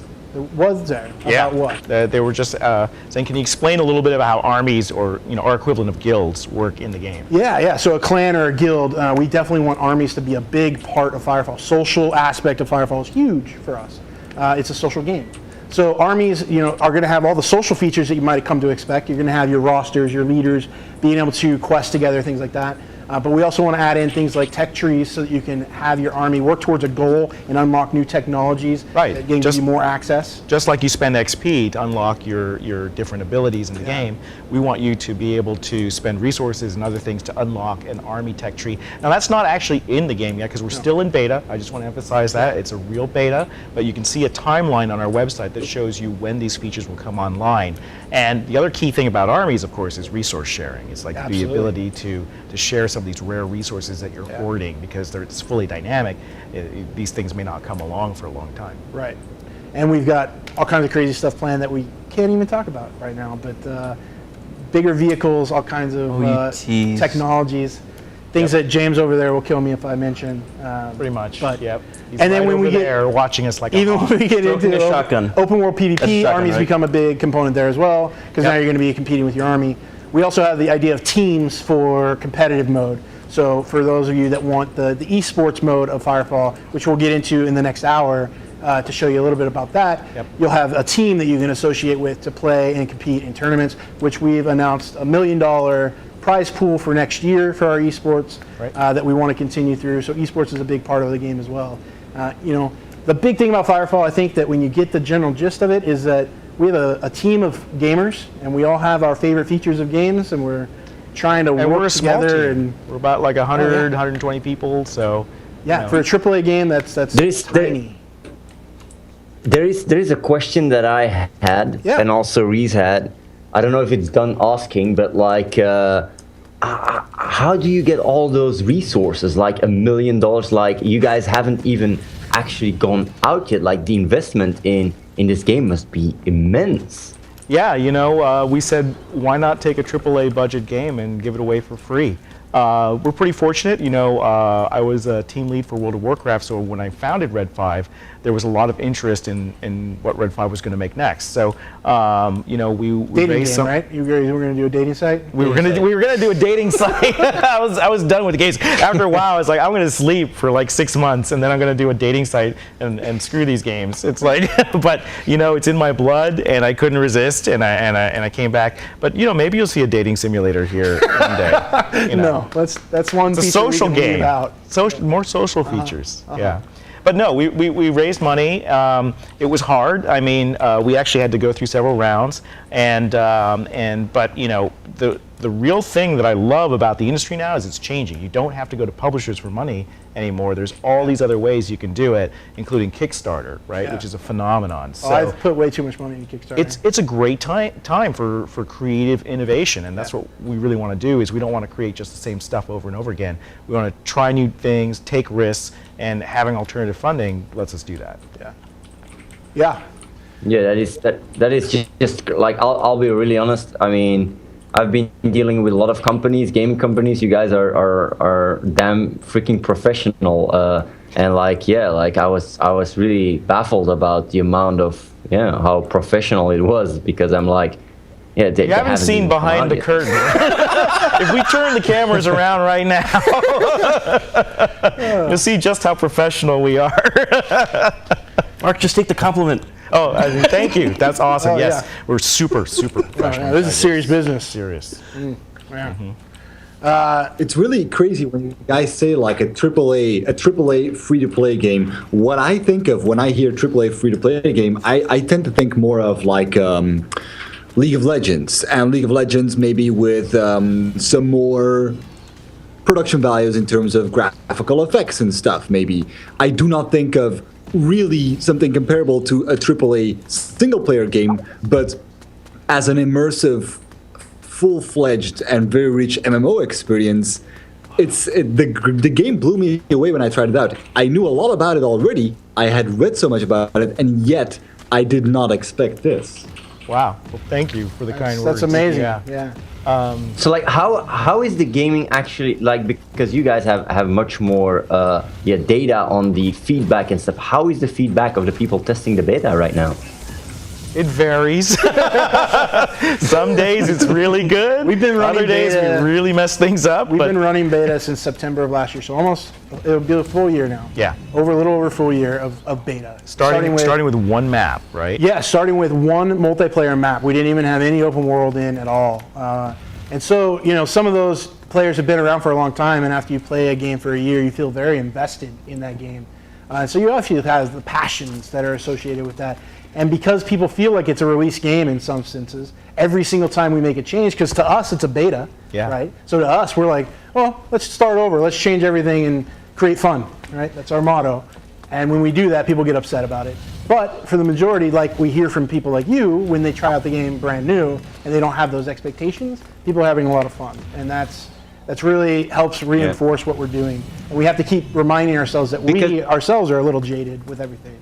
We've been in this for the way you guys are developing the game is unique, right? I mean, you guys are just like building it based on the feedback of the community all the time. That sounds almost like, like that is just crazy. That makes for it's a little bit of a double-edged sword, because people come in, they see that it's really polished, but maybe they want more quests or things to do, and we're like, hey, it's coming, but they say, but the game looks finished, so this is what is this? I don't understand, and we have to constantly kind of remind people about the feedback. But the people who've been with us for a long time have seen just the dramatic changes we've made hand in hand with the community. We take suggestions on. All of us read the forums. We post on the forums. We use software called User Voice to track suggestions. You can upvote for features of the game that you'd like to see, and we're not afraid to show you stuff that we may change later, stuff that might be a little rough, because we want to know your honest opinion before we go invest it all the time to finish the system. Absolutely. And like, is there some kind of like lore behind the world that you have to stick to and limits the amount of changes you can implement based on the feedback? Gameplay comes first, so I'm constantly rewriting the lore to fit gameplay. We retconned quite a lot. but it's actually, at least you guys are honest about it. That's cool. It's actually an extreme. Well, gameplay comes first, but lore is super important to us, and we haven't done in the world what we call our lore pass yet, but we've written hundreds of pages of short stories about all the locations in the world, about how the technology works, all of this stuff, and we actually developed it with science fiction author Orson Scott Card, so very famous writer, and we did a manga to kind of like with his daughter Emily Card to illustrate kind of the backstory. It's really about how this is a future Earth that has survived a near extinction event called Firefall, which is basically when the crystite meteorites impacted the Earth and nearly wiped everyone out. That was the first disaster that happened, but they were an advanced culture. They were able to rebuild with a less population, and they found out that these meteorites contained a special power source, crystite, which they're able to use to create different energy effects like anti-gravity or heat or cold or things like this. And that powers all the battle frame abilities, by the way. And so, mankind finds the source of this stuff on Alpha Prime, where these asteroids may have come from, and they start to colonize another colony. But they can't travel faster than the speed of light, so they build a ship called the Arclight, which is designed to fold space. We call it arc folding, and teleport basically to that destination. But when they try it, it all goes wrong. The shit hits the fan, and the melding. That's a technical term right there. Yeah. Shit, fan, technical. Yeah. SHIT. Yeah. So the melding comes out of the storm and blankets the Earth, just evaporating everything it touches, and the Arclight crashes but survives, and because its engines are still running, there's a protective bubble, dimensional bubble around Fortaleza Brazil right now, and the players are sort of like dealing with this situation of how to survive. Yeah. And Admiral Nostromo, who was in charge of the ship, has now become consul of the territory, and he's trying to wage a war against the Chosen and try to protect humanity at the same time. Which we don't exactly know what the Chosen are based on the story. They're coming out of the melding and attacking humanity, but we're not exactly sure where they came from or what their ultimate goal is. We just know that they're being kind of dicks to us right now. And since our rule is don't be a dick, we wanted to kill them. So, and you'll learn more about them in episodes. So we do story arcs. We want to do 5 years of story pre-planned, and we actually have several episodes already sketched out. Yeah. But episode 1 will be coming online, early next year, and we'll start to tell the story of these major characters and events and the Chosen War. And so, like Mark mentioned, the manga that's out there right now is kind of leading up to where the players take place in game. We're on our 5th. We're almost done with the 5th issue now, I believe, right, Frank? Yeah, it's huge. The thing is going to be 120, 140 pages. Yeah, over 10 issues is going to be out. So we're on our 5th. You can check that out, firefallthegame.com/manga. Check out all the issues that are out right now. We release about 2 pages a week so that you guys can kind of follow along with us as we reveal the background of the story. And so far, it's getting pretty good. Right now is when the Arclight explodes. Yeah, the Arclight the explosion just happened on the Arclight. We're going to release the last 2 pages of Chapter 5. Tomorrow, actually. Yeah, and then next week we're going to start Chapter 6. I think the concept about the bubble and stuff is a very smart lore to make to make implementation very easy. Yeah, to have like a gradual expansion that way. It's pretty cool. Yeah. Also, like the current map, where you see on the map, you can see the melding. You cannot right now there is no way to go beyond that. No more content than this is available right now. Is that correct? That's correct. So that melding, I mean, you can try to enter it, but it will basically vaporize you after a while. But actually, we've shown in some trailers already what lies beyond the melding. And so you'll be able to push that back and unlock that content. So we can answer any more questions. How much you guys, content? Hang on one second. How much content is already ready? Sorry. We do have some more questions. We can answer these in just a minute, but before we do that, we've got some more prizes to give away, and we got to keep people interested with prizes. So we'll come back to this question after a bit, but for now, let's head on over to Tony. Oh, stop it. Stop it. You're too much. Welcome, guys. I am back for some more prizes. A big shout out to our first winners that won the Razer mouse and the Razer mouse pad. I heard your tweets. I heard your cries for help, and you know what? I'm changing it. So for this next prize, we're going to give it away on the Twitch channel. That's right. Yes. So I'm going to be giving away 3 founder packages, and if you're already a founder, maybe you have one for a friend of yours. Maybe this will make a great anniversary present, huh? I'm sure my wife would love one of these. I'm not married. Okay, moving on. Personal stuff. So on the Twitch chat room, go ahead and put in all caps. I want a full caps rage. I want a founders pack. All you got to do is do that. Everyone, I want a founders pack right now, and I'm going to pick a winner at random. That's right. I'm going to pick 3 winners. First the ensign, then the lieutenant, then the commander. You guys will get those. But first, go ahead and put those in there. Oh, man, that is blowing up. I want founders packs. Perfect. All right, I'm excited. Let me answer some Twitter questions in the meantime. That way we have everyone has a chance to type that in because there is a little bit of a delay. So let's see. Let's go with Bronodons. Bronodons asked, Tony Ray, when was the last time you cried? That's a terribly personal question there, Bronodons. That's fine. The last time I cried, let's see. I was driving down the road. This was last week. It was raining. There was a mist in the air, so it was already that mood to cry. And then Mandy Moore's song came on. That Mandy Moore song. Hey, you know what? I'm comfortable. Everyone in the studio is laughing at me. That's fine. I'm comfortable with it. All right? Yeah, Mandy Moore. I'm going to need a minute. So anyway, yeah, it's Mandy Moore. She hits my heartstrings. What can I say? Let's next Twitter question. Gareth Collins, could you answer me something, Tony Ray? Will you be giving out more Firefall t-shirts? You know what? I will be giving out more Firefall t-shirts, Gareth. You're getting one right now. How about that, Gareth? How about that, Gareth? You're getting one right now. I'm going to write that down so I don't forget. Gareth, yes, I'm sure you won't let me forget, but just in case. Okay, so I think we've had the Twitch page blow up enough. I'm going to check out the winner, so let's figure it out. For the first Founders package, the winner is, and I'm just scrolling up and down, just giving a nice big scroll. Winner is Wolftooth. Wolftooth. Woo, Wolftooth. Wolftooth, you are getting an ensign for you, buddy. That's right. That's all yours. I'm going to leave it at the table. You can come here and pick it up. We'll send it to you, I'm sure. Don't worry about it. You just got to pick up the packaging. I'm just kidding. Next Founders package, the Lieutenant. You are, the winner is Treyez, T-R-A-Y-E-Z, Treyez. Yes, Treyez, Lieutenant. A lot less claps for the Lieutenant, Treyez. Sorry, I don't know what to tell you, Treyez. They just don't care about you. All right, and the last winner for the Founders package of Commander is Super Nub, S-U-P-R-N-U-B, Super Nub, Super Nub.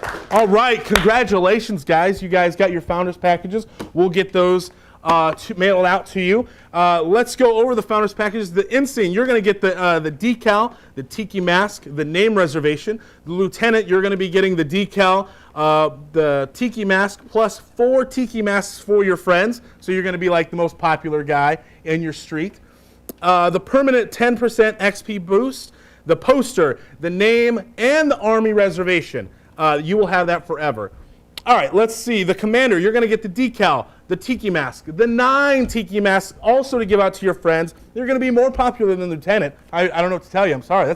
That's the way of the world. Permanent 15% XP boost, 10% squad XP boost. So when you're going around your meld thumps, your entire squad is going to get a 15 or 10% XP boost. That's awesome. You're going to get the poster, the beanie, the name reserved forever, and the army reserved forever. I mean, holy cow, that is a lot of things.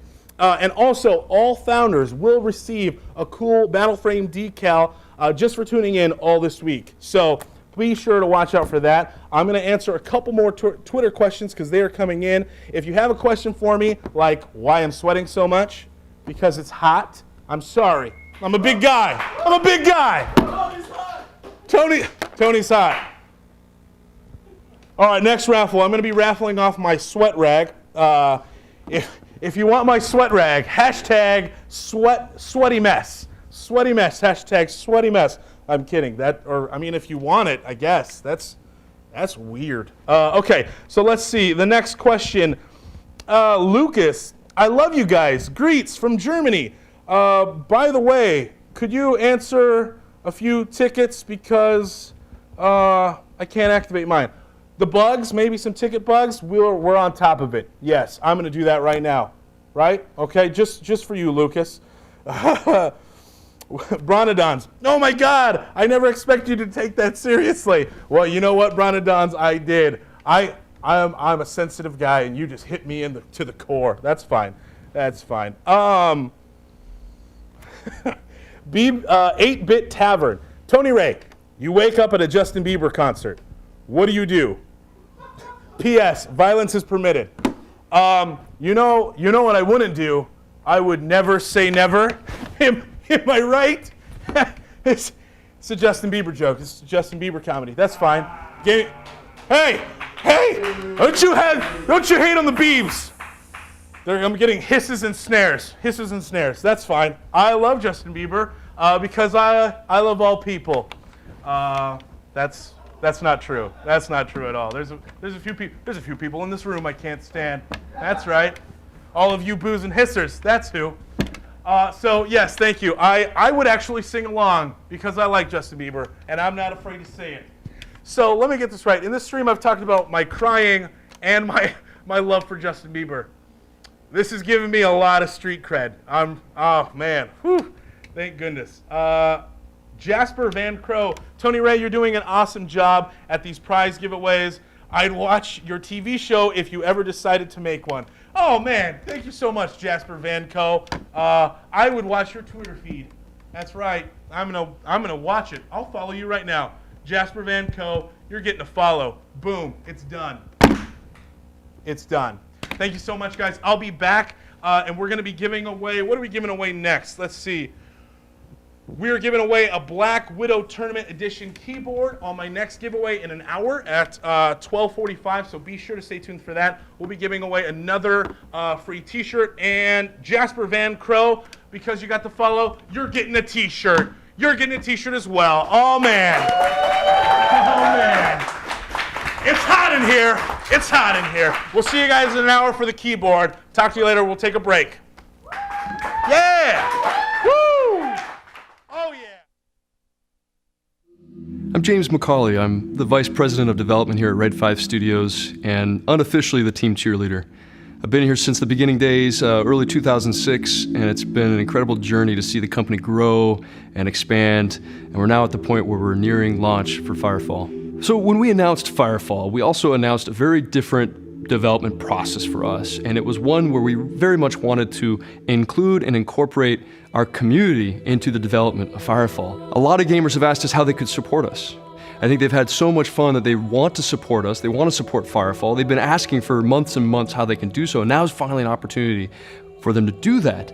And we thought, what better way than to offer a Founders Pack that allows you to buy a little piece of history, to become a founding member, to have that name next to your character for life, to receive special goodies in-game, and to begin that ongoing relationship with Red 5 and with Firefall. Gamers should buy Founders Packages for multiple reasons. One, it's showing your support to Red 5 and for Firefall, and it's giving yourself an opportunity to really jump in and to contribute to the future of this game and this company. Well, so we started with one package. We wanted to give players an opportunity to support Red 5 and Firefall, but we also didn't want to exclude anyone. We wanted to give everyone an opportunity to jump in the water and to join us on this journey, and we wanted to open it up. At each increased tier, we provide a whole bunch of new stuff for you. If you purchase any of the 3 levels of Founder Packages, you will receive priority beta queuing. This means as we regularly send out new beta invites and try to grow the beta and invite new players to join us, you'll be at the front of the line. So if you're eager to get in and play Firefall, this is a great way for you to jump in front of the line and to join us in beta. At the base level of the Ensign, we offer you a whole bunch of in-game currency. We give you a special decal and founding member title. We also give you a Tiki mask because, we're all about the Tiki theme, and we thought we'd share a very personal thing. This is not a Firefall theme, it's a Red 5 theme. And so you'll get a Tiki mask that you can actually equip on your character in-game and show off that you're a founding member. We also offer you a permanent 5% XP boost at Ensign, which we think is pretty cool. It's a way for us to say thanks for your support and to give you something cool for the lifetime of your character and your account. Moving on to the Lieutenant, we increase the amount of in-game currency you get. We have a special Lieutenant decal that will show up in-game. You can place it on your battle frame and look super cool. You can also sport it on your forum avatar. We give you an increased XP boost, a 10% XP boost. First, it's the first time I've ever seen this in any game. We introduced the idea of a squad XP bonus, so that whenever you join up with your friends, you meet up with strangers, as long as they're in your squad, they're going to reap the rewards of you being a founding member and have a 5% XP boost to everything they earn. In addition, we're introducing the ability for you to reserve your army name, which is a very important thing. It's your online clan, it's your guild, and now you have early access to being able to pick your name, so choose carefully. At the commander level, we add a brand new Tiki mask, as well as the ability for you to give out 9 Ensign Tiki masks to your friends. We're a very social game. We want to make it easy for you to recruit your friends to come play with you and to join you on this journey, and we thought it'd be cool for you to have a gift to give them. We also bump up the XP bonus, so you have a permanent 15% XP boost, as well as a 10% squad boost. You also get our very first in-game vehicle. It's a limited time offering only as part of the commander package that you'll gain access to the Chopper LGV. Let's go! The Founders Package gives you some ridiculously cool things, and our goal when we were defining the Founders Package was seriously to offer so much value that people would be like, why would I not want to support this and get all these goodies? So you can find out more about the Founders Packs and purchase one at firefallthegame.com. It's a limited time offering. We're only going to be selling these for a short period of time during our kind of founding period of the game. So if you're interested, check it out today. Look at the different packages and see which package makes sense for you. And join us on this journey.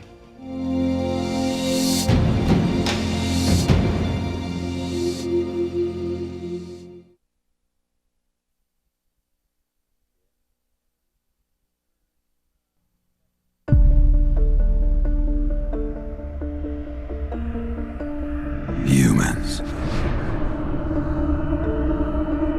This world is everything to you. You struggle and tear at each other. You claw at the dirt, scratching together an existence in the dust. All this because you think you can save this world. You are mistaken. This world is chosen. Robots incoming! Take it out! Take it out!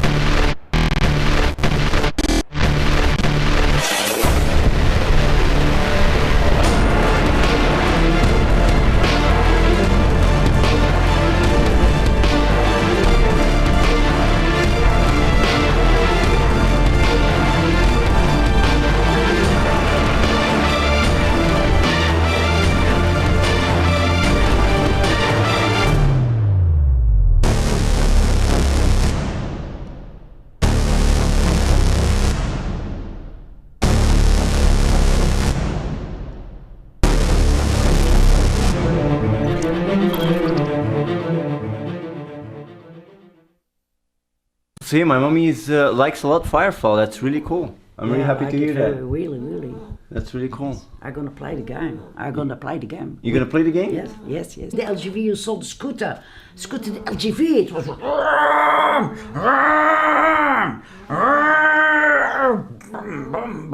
You didn't see it, eh, No, motherfucker? you're ahead of my game. You've been checking out Firefall. I was checking it out before you were born, motherfucker. You want to drive the LGV? Yes, I want to drive it. You want to drive the LGV? Yes, I'm gonna drive it. I don't want to drive it.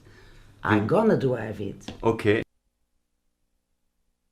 Welcome back for our second episode about Firefall. Time to get to the good stuff. Why this game will be quite different than what we've seen before, if they can manage to execute on what they're planning at Red 5. Today we'll be talking about what they call staged content. I would have gone with awesome storyline unlocks, but I guess when you're trying to pitch ideas, sometimes you need to make things sound a little more formal or whatever. The basic concept behind staged content is actually pretty straightforward, but it throws everything we know about MMOs on its head. You see, most big MMORPGs deliver content to you as fast as the developers can build it, but that's not exactly how Firefall's gonna work. In order to give the players agency over the world, in order to allow the players to have a real impact on the world they're playing in, towns, dungeons, entire zones will only open up if the players achieve certain things in the game world. This may not seem like madness, but man, you should have seen James when he first heard about it. He walked in circles muttering to himself for a little while, had a little conniption fit, and then he finally declared, "I agree," before walking off.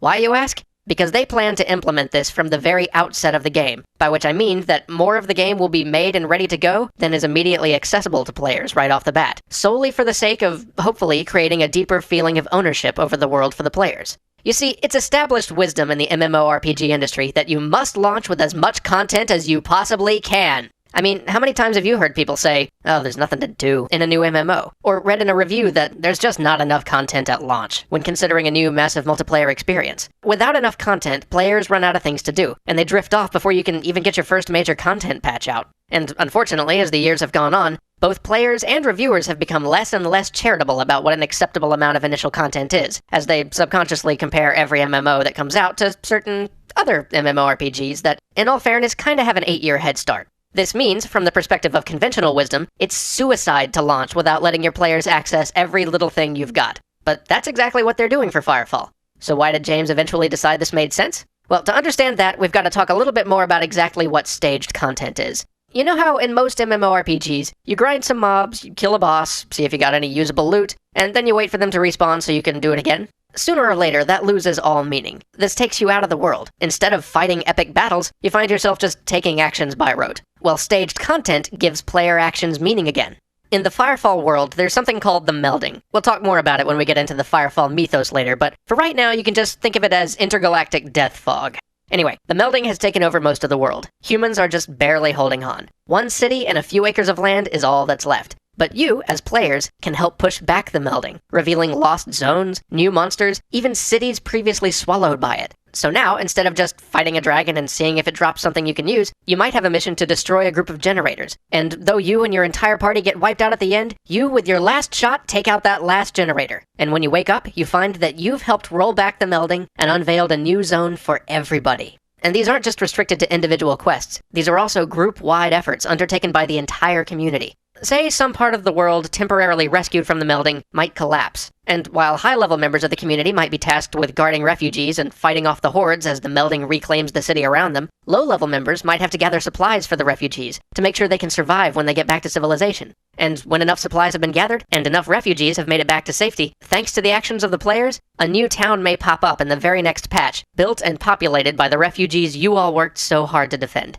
This should create a real sense of community. Everyone will be striving for the same goals, except when they're not, but we're not going to talk about that quite yet. But hopefully this system will help create the sort of bond that you just don't get in current MMOs. This will also actually stretch how much play people get out of a piece of content.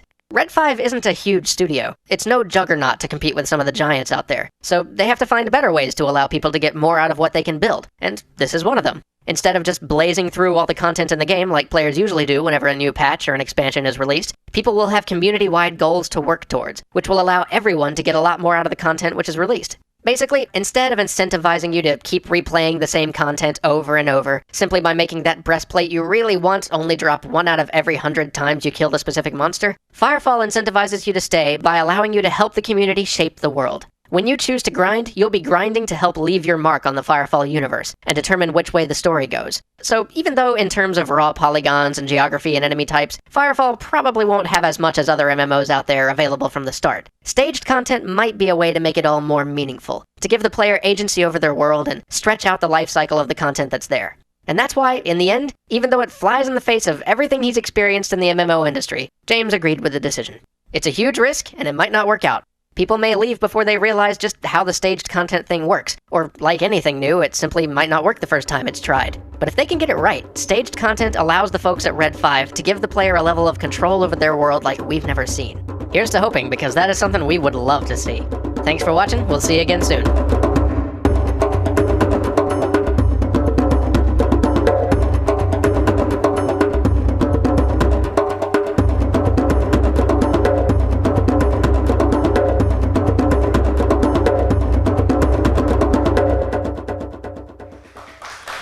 Welcome back to Firefall Fest. Again, Phobos, Grom's Faded Pez with Athene and Reese, all the way from Belgium. Hi guys. Hi there. Hi guys. Hi guys. Playing some Finally some PvP recently with Faded Pez running the group and Athene and Reese. Already. But I think now it's time to test out the world's greatest gamer in some PvP action. So, what do you think, Athene? Are you guys ready? Are you guys ready? Where's Athene? Oh my God. Belgium got wiped off the map.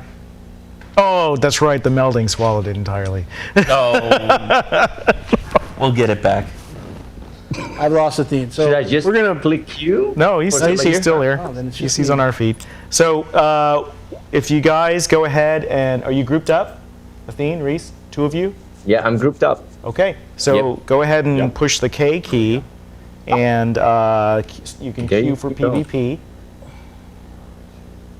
It says request sent. Cool. Okay. Yep. Cool. Yep. And everybody, what are you queuing for? I think we're just doing some team deathmatch. Yep, team deathmatch. So you can just leave them all on, and we'll just see what comes up. Yeah, let's have everybody queue for team deathmatch and see if you can beat the world's greatest gamer in PvP. So just click the blue button, queue for selected maps, and I'm not queuing. I'm gonna watch.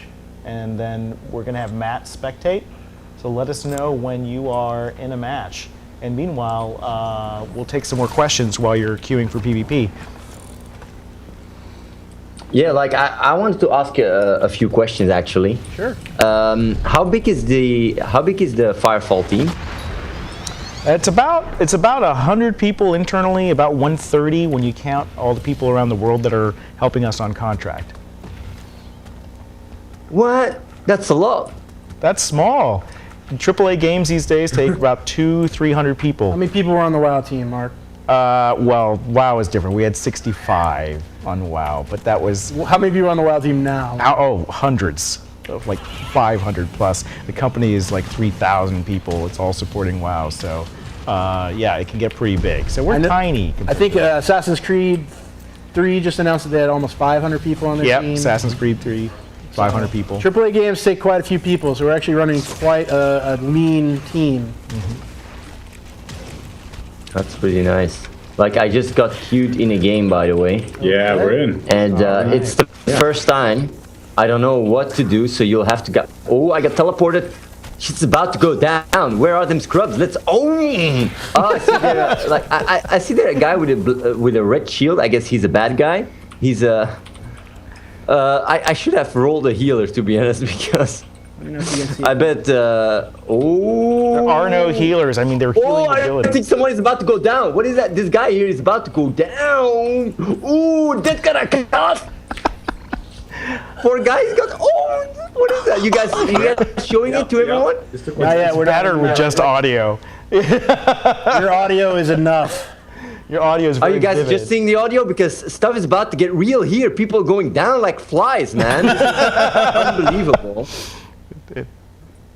I like the fact that you have those jetpacks because it turns them scrubs into flies. Let's own them. It's a really cool map. It's a cool map. I'm getting attacked from different parts. Like, is this 2v2 or like?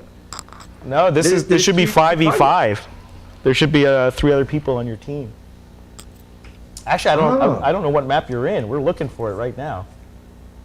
I just see people fighting each other all the time here.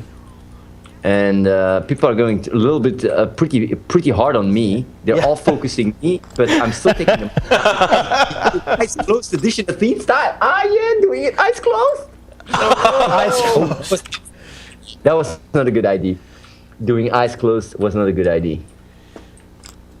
So, what's the best weapon, by the way? Like the rocket launcher? Your mind. Your mind. It all depends on you. What weapon do you like? Well, I'm just asking the professionals. You guys are the creators. What battle frame are you playing right now?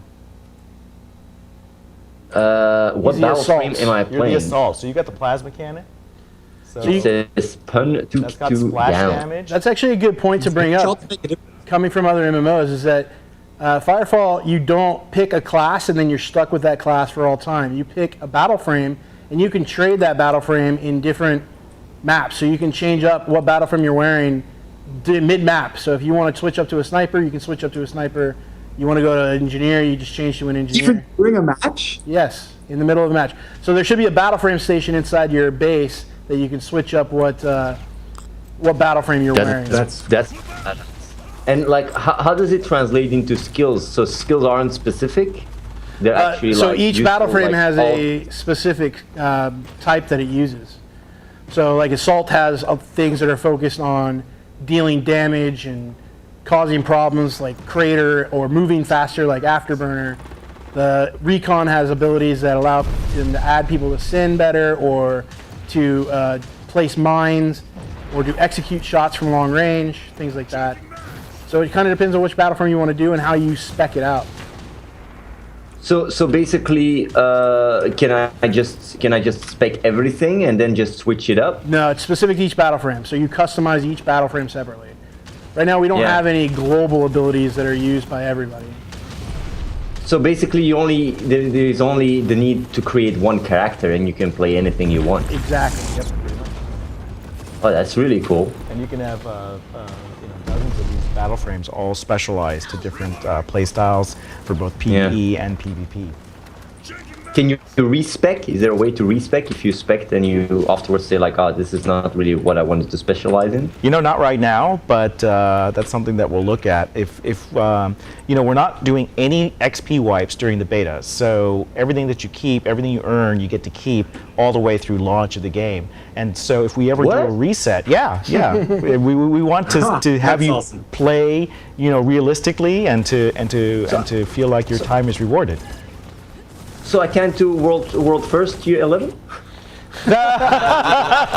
Well, tier 5 isn't out yet, so if you keep playing the beta, you could be world's first if you keep playing when we do tier 5, because that would be like I'll be world first, but I'll have to keep playing the beta. Yeah, that's pretty cool.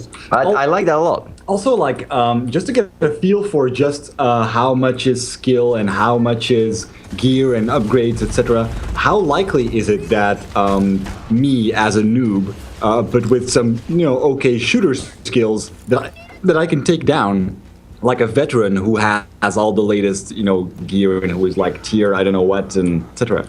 Well, right now we're queuing up into individual tiers. So you're queued for a tier 1 game right now, and then there's tier 2. It's like different racing, styles. Like in a racing game, you have your Class A races and your Class B races and things like that. So there will be a separate leaderboard for each of those. But that's one of the things we're looking at from the beta feedback is, do we like this system? Is it, do we want to change it in some way so that you can compete? But within the tier, yes, I mean it's very possible for a new player who's highly skilled to dominate someone that's maxed out that tier. Oh, that's awesome. What I like is like when you die, there is a key saying either spectate or help, and when you click help, I just hear the sound help.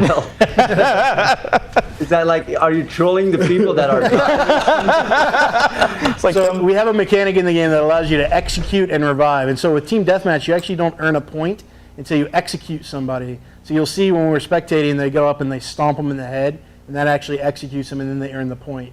But your team can also revive you to deny the other team a point. So when you call for help, it lets your team know that you need to be revived. You know, one other thing is that you're playing on Shantytown now. These maps all exist in the open world. You asked about new players and how they get familiar with PvP. They can go there first in the open world in PvE only and get to know the whole layout and stuff before they even queue for the map. We won, bro. We won. Well, of course we won.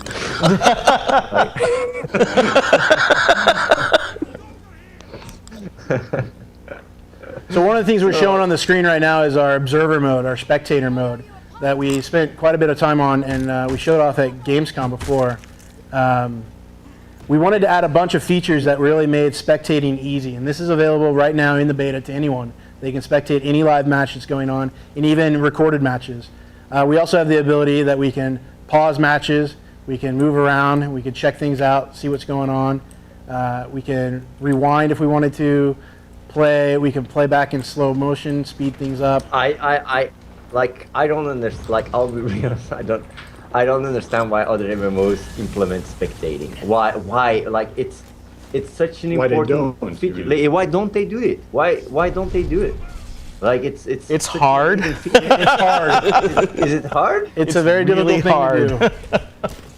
But we wanted to make sure we did. To do it. We wanted to spend the time on it. So we also have multiple cameras. Like we have a director camera that follows the action, and it'll automatically move the camera and zoom in, zoom out depending on what's going on. You have top-down cameras, so you can just see the whole map. We have specific cameras that are placed around the map. If I wanted to switch to them, I can easily switch between players, go first person, go third person.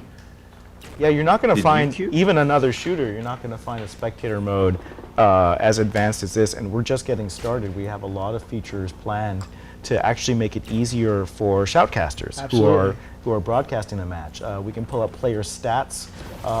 We can compare two players together. Chad might be able to do that right now. Yep. Yep. Right You got some stats there. So you're actually really focusing on the esport. We want, if we're going to do it, we want to do it right, and that's the most important. Yeah. Yep. Like, what about?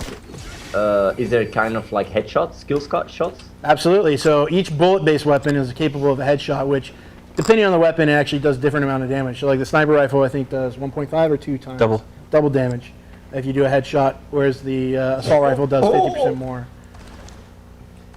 Okay, I'm gonna try to go for headshots then. Yeah, like I just with one ball I just blew 3 players away. That's because you're the world's greatest gamer. Well, yeah, the world's greatest gamer. That's what happens, right? Like, that makes sense. Yeah. So, like, like for all the different classes and stuff, like as a healer, you have to skill shot your heals, or how does that work? Absolutely. All skill shots? Absolutely. So, like, you have an ability called Healing Ball, which sends a ball out from the biotech out to his teammates, but he has to hit that. If his teammates are moving around, he needs to predict where they're going in order to hit that healing ball. That's really cool, man. Like, and what is the game balanced? No. I'll be honest right now, the game is not completely balanced. We're still in beta and we're constantly tweaking things, and every patch our beta. we Help us constantly balance it. tweak things, in which case breaks some things, fixes others. It's an ongoing process, and that's one of the things when we talk about esports, we need to separate that from just normal PvP. Like, this is just normal PvP. Yeah. But we want esports to be very, very balanced. We want it to be very seriously considered. So right now, we're not actually focused on starting those tournaments and really pushing the esports message until we're ready for that. Right now, we want to make sure we have the feature sets and the tools in place so that when we do it, it's done right. But for now, we're focused just on good stuff.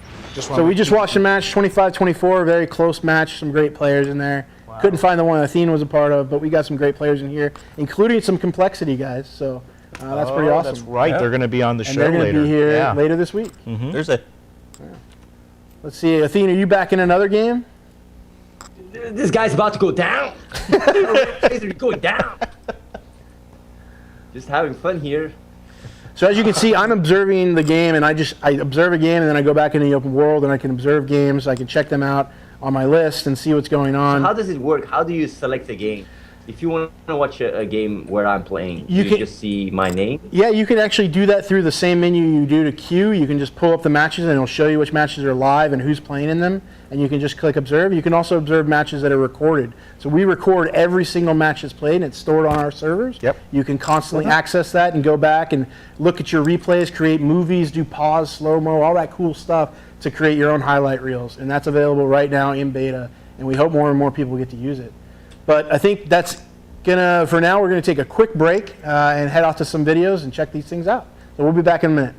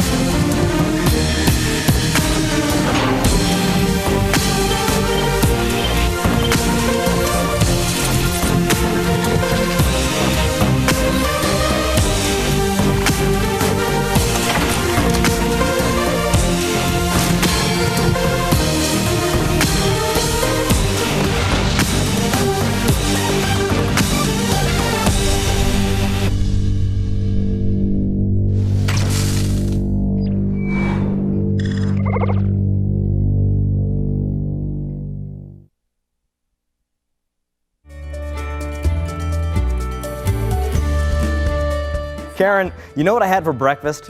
What did you have for breakfast? Tang. I just had packets of Tang for breakfast. What Phil's saying is that, you know, it doesn't matter what your diet is. I am a hungry bear. Oh, we'll have a lunch break soon, Phil. So the shirts, is that right? Back to the shirts, they're stain resistant. What time are we doing lunch? So this is good if you have children that are messy. And speaking of water resistant, one time I was at the bottom of the ocean. Oh, are you a deep sea diver? No, have you seen The Little Mermaid? I have. That is actually based on my life.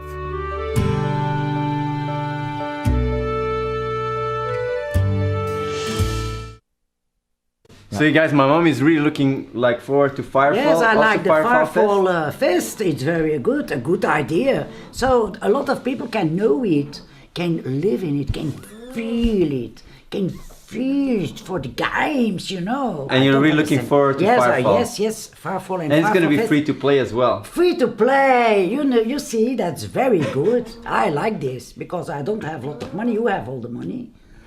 I don't have so much money. I give it all to you. Don't say that.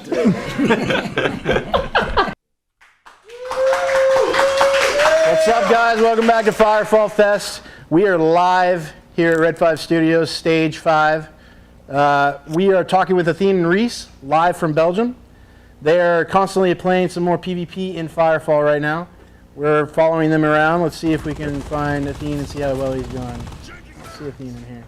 We're just gonna get into a game. Can I ask a quick Athene. question? When I tried the PvP, like is is there a way to just like level through PvP? Yes. So XP is global. So whether you're PvPing or doing PvE, you're still earning XP for that battle frame.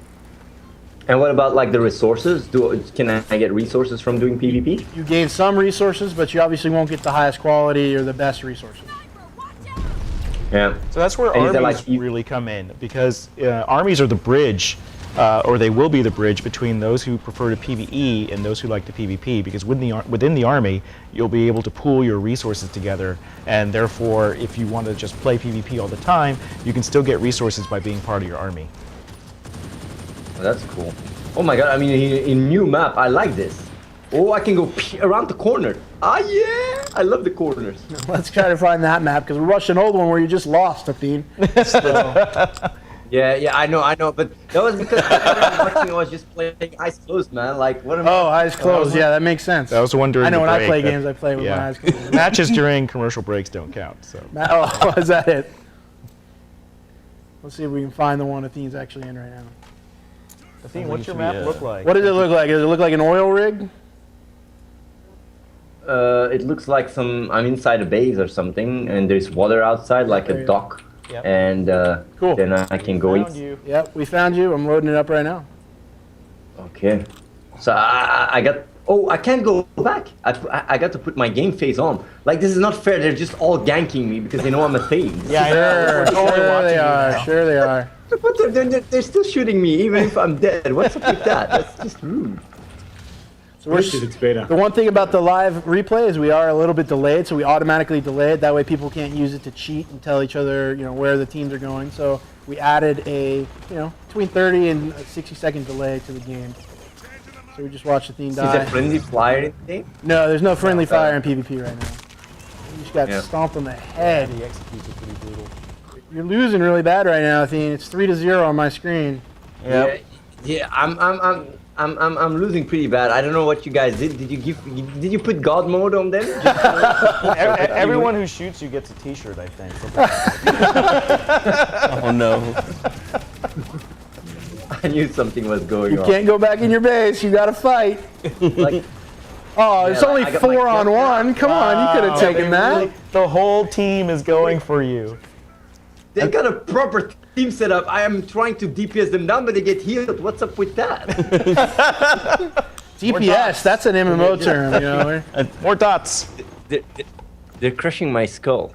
I should have rolled healer. This is not PvP. This is the Athene Death Squad here. It's like they're on a mission. They're not even trying to win. You can't go back in your base. It's 8-0. 9-0. Reese needs to pick it up. Oh man! I found out an abuse of the game mechanic. Oh, there's abuse of the game mechanic. What, the Athene loses? I stayed in the middle of the port, so I could shoot outside, but they can't shoot inside. It didn't work out well. No. We thought of that. But like, oh my god, these guys are hard. But these guys know what. These guys are a proper team. What's up with that? That's a little bit unfair. Like, Mark, I think you should join our team and show some skills. I think they're just coordinated in the same efforts of killing you. Like, it's not really that they've planned for anything. We're getting smashed. It's just they have one goal to destroy Athene. Maybe Reese will do better. I think your own team is trying to shoot They are camping. Go out a different exit, Athene. You can. There should be like 4 different exits. Well, I actually, like, one guy's down. So we saved the honor a little bit. Oh, we're gonna try to abuse that force field. Oh, it goes down. Reese is going down too. Trying to save him. Yes. But this team is like they have a proper setup. See who we have over here. Hellraiser, 1981. Apollo. What is that? Narfle. Narfle. But like, Obsidian Dragon. Do you need a certain combination of classes? Absolutely not. We've seen people go all snipers. We've seen people go 3 dreadnoughts, 2 biotechs. Even in tournaments, it's surprising. Yeah, we had engineer, an all-engineer team in G-Star. Yep. It just depends on what you want to do and what your team's strategy is. You guys are getting some kills on the board. I see 1. good? Yeah, we got 1 kill. Yeah. Yeah, that's right. A strong kill. You know, I don't. The one where we tried. The one. Yeah, it's the one time we actually tried. So yeah, we gotta give. Like, we don't want people watch this game and say like, hey, oh, am I on a bike? No, this is like all sorts of players together, clipping together. Oh wait, am I glitched? Are you guys standing on top of each other? What's going on? It may be. It's a bit strange. Ah, okay. We were all on top of each other. Oh, double team. I can't look. 25-1. Athene with 7 deaths, no kills, no XP. That was world's greatest death magnet. Yeah, well, that was a little unfair, though. You guys set up this entire Firefall just to humiliate me right now. I know it's Yes, we planned this whole thing just to cause this problem. Yeah, like this is payback time. Because of all the farming I did, I'm pretty sure. Let's do this. No mercy. It's time to own it up. Payback time. Wow, this is an awesome map. Is this actually? Yeah, this looks pretty boss. What does it look Which like map now? are you on now? It looks like Chinatown. Okay. Probably. Yep. Well, I'm not completely right by calling this Chinatown. Yeah. It's got Chinese lanterns and stuff going around. I know. Oh, yes. This guy is about to go down. No, what? How did he? How is that? Like this guy has good equipment or something? Well, you can make up for it with skill. He just shot me down so fast. That's insane. Let's watch teams coming out here. Yep. Looks like blue team coming out on the right. Pot shots going back and forth. Someone's already hurt pretty bad. Yeah, someone's firing right. Punk's already down. Hefty's in here. Going down, baby. You've got Hefty on your team. You're probably going to win. And Colonel Peppers. Popcorn, sorry. That's actually a pretty good team right there. Oh, except for Athene. Oh. Man, they are picking on you. Well. Like I did kill someone. I think didn't I? I think I killed someone. Not on my screen yet. But we're behind you. I feel about like 10 seconds, so. I feel like the railgun is much better than the rocket launcher. The railgun. I don't know if I'm naming the sniper rifle. Railgun. Did you switch to a recon? No, he's still in Oh my god! I'm. Hellraiser is just farming me. This is. Hey, I have to say, on your team, you have Hefty, who is one of the top 2 players of our PvP. You also have one of the complexity guys playing on your team, and then you and Reese, and then Punk. Which I don't think that's Bronodon's Punk, though, is it? No, it's not. So you've got a pretty decent team. I got 6-3. So no excuses. No excuses. Okay, let's do this. Wait. Oh, you can fall down? Oh yeah. Don't fall off the cliff. I used my jetpack. I used my freaking jetpack. We've got a lot of fight happening over here on the cliffside. That's also where the double damage spawns, so I think people are farming that. Double damage, yeah. It's actually quad damage? Double damage, yeah. Yep. There are power-ups around the map. We have also cooldown power-ups that reset all your ability cooldowns. And then we also have health power-ups. I didn't get to use one ability, by the way, just so you know. I only have one weapon. Damn, Hellraiser. Yeah, Hellraiser's kicking ass here. Yeah, 4 kills. Hefty is leading with 6 kills total. You have 6 kills on your team, and Hefty has all 6 of them. Oh, taken down. I love that slow-mo shot. This really makes you forget you're playing an MMO. Doing these kinds of death matches. Oh, there is Hellraiser again. Freaking hell, he's taking the piss. Is he gonna kill me again? He's right behind. Oh. Oh man, now there are 2. Like, they can't handle me 1v1. They call their buddies. Unbelievable. So, oh my God. Can you like knife people? There's no melee in the game. Right? No, there's no melee. Is there no humiliating shot I can do? Can I spit on people or something? You can teabag them. Can I teabag them? Yeah, just crouch, control. How do? Oh my god, I'm gonna teabag them. Let's do that. Oh, someone is dead here. About to teabag him. Well, maybe. Yeah. Teabag. Yeah. Oh. I think this guy's going. Man. I think like Hellraiser freaking owned me again while I was teabagging. This is this is my punishment. What? GG? Is the game over? It's 20 to 11. GG? Wow. I got 20 to 11, 21 to 11. Something's True. wrong with our kill counters. Oh, Athene Like, takes down. I got Look to at play. that. 23 to 12. I have a feeling you're gonna lose this one. Hefty. Something's wrong with the kill counters, but it's early bit. Yeah, like I think you guys should patch. Oh, I saw you teabagging, man. The other way around. Oh.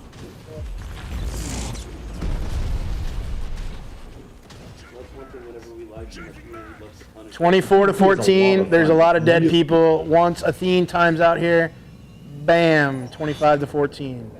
Great job, Hellraiser. Hefty and Cole Popcorn. I'm sorry you guys couldn't run the squad there.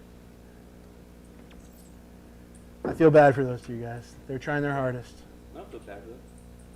Yeah, they're trying hard. Like I'm just checking. Like how do you say it? Making sure they get some real challenge by slacking a little bit. Yeah, can't give them a free win. You know, gotta test out my team members.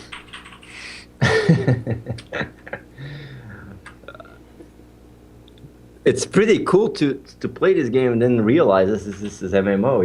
It really feels like shooters. Are you gonna have like capture the flags and stuff? Yeah, so that's one thing we're still working on, is trying to figure out what all the game types we want to have, including what is going to be the esports game type. You know, we've been using team deathmatch just because it's nice and simple, and most people know how to play it. But we want to have some real objective-based maps that people can play. I'll be really honest, I really love the 5-minute format. Like sometimes when you play another MMO, you have like fights of like games of 40 minutes on, you know, like, oh, this looks badass. What is this? Same map, but you're underground, I think. I'm in the Tree of Life or something. What is this? Yeah, that's a pretty cool environment. Where are they at? Tell us what you see. I'm back in Chinatown, I think. Okay. Can you queue like with a full team? Yeah, I guess with a full right now we limit it to only 2 people queuing at the same time. We want to add squad-based matchmaking, but we didn't want to do that too soon. You can do a squad challenge though. Yes, we do have the ability for one squad to challenge another, and that's how like Bronodon.com, one of our fan sites, does a Bronodon Brawl, which they're doing another one actually soon. We have quite a few tournaments coming up actually Yeah. by the community. What's the other one is? The Simbasi is running a tier 2 tournament. Yep. I believe not this coming weekend, but the next. Yeah. And then Bronodon Brawl is coming up next month. And there's one more that I'm not remembering right now. Is it like a ranking system? It's very casual for right now. Again, we're not building those systems yet, so the teams themselves just kind of figure out how do the tournaments work. Yep. But that's one of our long-term goals, is to build an automated tournament bracketing system. So you can go ahead and, on the website, schedule the matches out with the teams you want to compete with, and it's all handled automatically. That's in our plans for next year. Yeah. So we're getting a lot of questions in the forums about how do I get a beta key? So, as we've said multiple times throughout the stream, there are multiple ways to get beta keys. You can sign up at firefallthegame.com and get one when we send out waves, which we do occasionally. You can make friends in the community and get a beta key, because we give out keys to our community members. But the fastest way to get a beta key is to actually purchase a Founders Pack. So we're selling Founders Packs right now. This is only for a limited time. Founders Packs will go off sale at some point in the near future, because we want to support the people that supported us early. But right now you can purchase a Founders Pack at beta.firefallthegame.com/founders. If you just go to firefallthegame.com, there's a big banner at the top too. You can click that. there's 3 different levels. There's the instant level, which is the lowest at $20, which gets you some really cool stuff, including red beans that you can buy. And reserving your name. Reserving your name in the game permanently. You can then upgrade to the lieutenant level, which gives you a bigger XP bonus that also shares with your friends. So you get 10%, they get 5%. It also gives you a tiki mask, a cooler tiki mask, as well as 4 instant masks to give away. And then there's the Commander's Pack, which is the ultimate. It's $100, but you get $120 just in red beans. So right away, you're already saving $20. Yep. Then you also get all the cool stuff, including a more badass tiki mask. You get a poster and a beanie that we ship out to you. You get an awesome LGV that looks like a chopper bike. You get a 15% XP boost and 10% for your friends, and 9 tiki masks to give away to your friends, and a couple other things that I'm probably forgetting. And during Firefall Fest, if you buy a Founders Pack, you get immediate beta access. Absolutely. This is different from the way we used to run it, and we changed it for Firefall Fest. So if you want to play now, if you want to shoot Athene in the face, go buy your Founders Pack. Which apparently is not very difficult from what I'm seeing. So. It's always yeah, it's not that difficult. I'm making it easy so more people get to buy What is going on over here? What is Founders Pack. Actually, my way of promoting: go buy the Founders Pack. The only time you can kill Athene, guys. Take advantage. It's actually your team's doing pretty good right now. Have It's access 7-7. so far.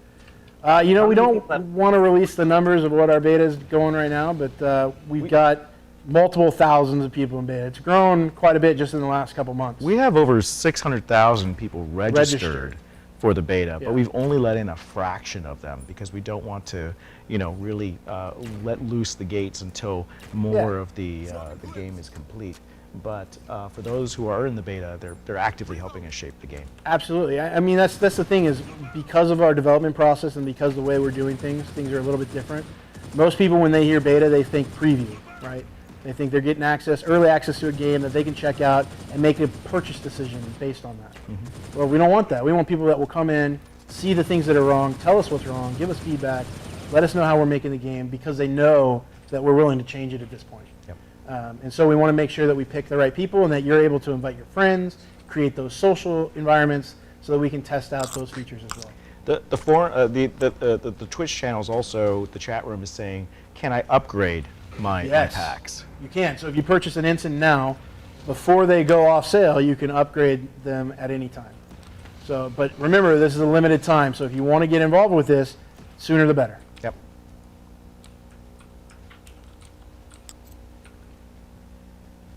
Oh, that's right. The other thing that's going on during Firefall Fest is that founders get access to a new war paint to customize their battle frames every day. Yep. So every day there's a new war paint that's only available for that one day. So between 10 a.m. and 6 p.m. Pacific time, while we're streaming, you can click a button on the Firefall Fest page, firefallthegame.com/firefallfest. That will give you an unlock for a new battle frame war paint. Only founders get access to So what is a war paint? A war paint is something that you can use to customize your battle frame. It changes the colors or pattern based on your battle frame. Reviving you, bro. So we've gotten, we've made some exclusive ones for the different teams, for the different people that are going to be here. So Day 9 has an exclusive one. Athene and Reese have an exclusive one. Will and Felicia will have an exclusive one. So those are only available during the stream and only for founders. So yet another reason to purchase sooner rather than later.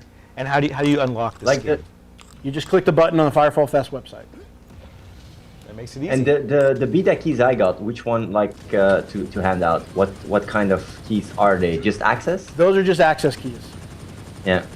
So it doesn't give you access to all the cool founder stuff. We're giving away founders as part of prizes that we've got, but the best way, anti-puritic. How do you pronounce that? Wow, anti-puritic. We've got 16 to 13 right now. This one's actually much closer with Athene's team in the lead, 18 to 14. You know, like sometimes you get to give people a little bit hope, all them scrubs. Like you cannot just face stomp them. But when we look at the list here, I'm seeing Athene with only 1 kill. No, that's wrong. He's got way more than that. Yeah. It's missing a 0. Yeah, so it's obviously a bug. Yeah. You're letting everyone else do the finishing. Yeah, I let people kill steal me. You know? Oh yeah, well that makes total sense. Like I'm a team player. I'm a real team player. Like I find it funny when I die, they have 6 people trying to fucking mash my face in, like, all the time. Well, while people continue to kill Athene, I think we're going to toss it over to Tony in the Tiki set to give away some more prizes. What do you got for us, Tony? All right, yeah, woo! It's prize time. I'm back. My face is clear of sweat for the time being. We'll wait about 30 seconds and that'll change. I have got the big giveaway right now. I've got the Black Widow Tournament Edition keyboard. Who wants it? Who wants it? Do you want it? Do you want this? I'm sure you do, and I'm going to tell you how to get it. All you have to do is you're going to go onto Twitter for this one. That way I can check it from my phone. You're going to go to Twitter, and you're going to hashtag Firefall Fest space hashtag Black Widow keyboard. Okay? That's what you got to do. Hashtag Firefall Fest, hashtag Black Widow keyboard, and I'm going to be checking that in about 8 minutes. So you have some time. Even if you don't have a Twitter account, it takes 2 seconds. Come on, log on, get it done. Enter in the hashtags, and then I'll find you and get the winner. So first, let me tell you about the Black Widow Tournament Edition keyboard from Razer.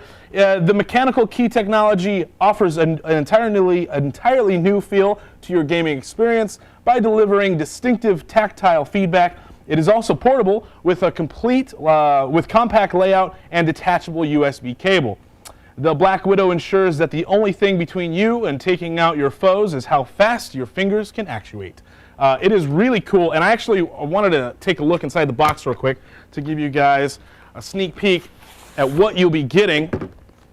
Pretty sweet, right? And if we just open up the front here, this is how Razer treats their product, like a gem. Look at this. Huh? I gave this to my girlfriend and she didn't like it because she thought it was a satin bracelet. She was like, wow, that is a huge diamond bracelet. I was like, no, it's a Tournament Edition blackboard. It's a keyboard. She wasn't too excited, so I just kept it for myself. It's totally fine. Look at this satin pouch that it comes in. It is nothing but quality from Razer. So if you want to win, hashtag Firefall Fest, hashtag Black Widow keyboard. So that way I can find you on Twitter. All right. So I have gotten a flood of Twitter questions, and I'm going to get to most of them because we got a little bit of time here. And most of them were pretty funny, so we're going to see what you guys in the Twitterverse have been tweeting me. So let's go. Let's see here.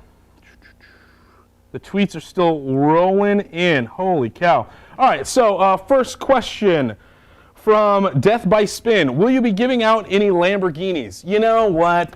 We're just fresh out of Lamborghinis.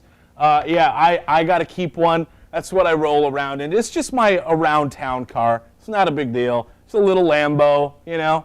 Yeah. Bronadons rolling in with the funny questions. This is actually, Bronadons is speaking for Mean Green on IRC. When was the last time you danced like you just didn't care?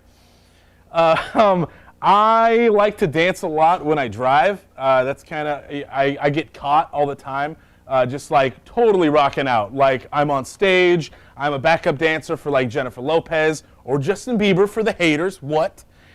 And I just dance, I don't care. I don't even have tinted windows. It just doesn't bother me at all.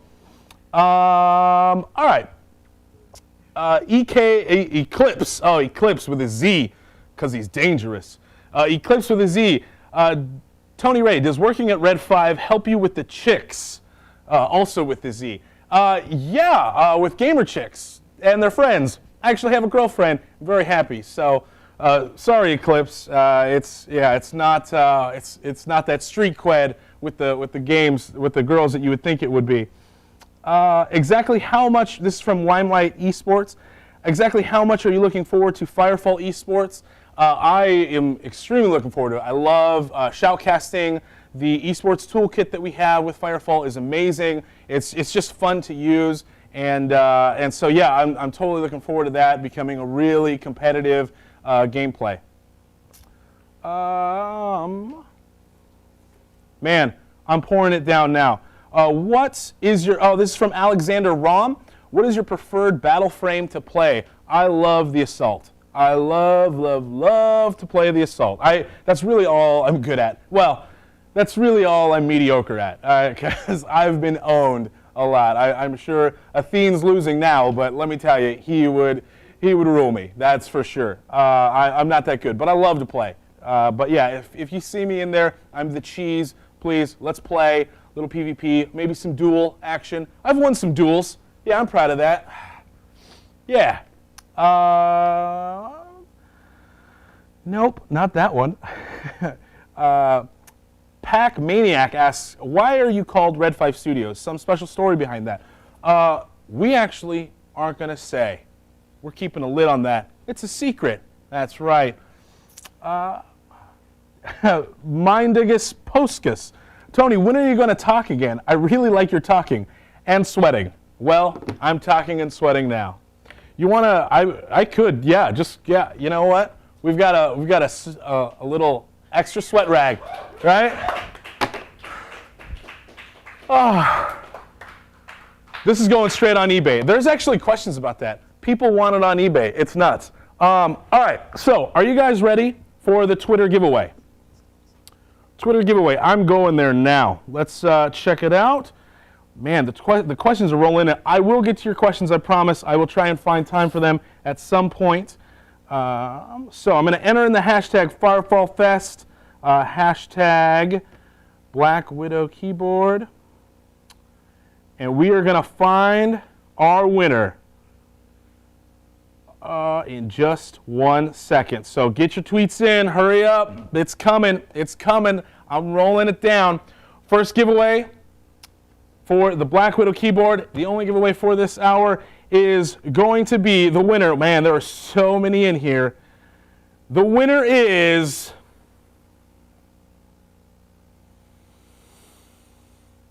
Lou. L-U-U. Yes, Lou. Oh, Big Lou.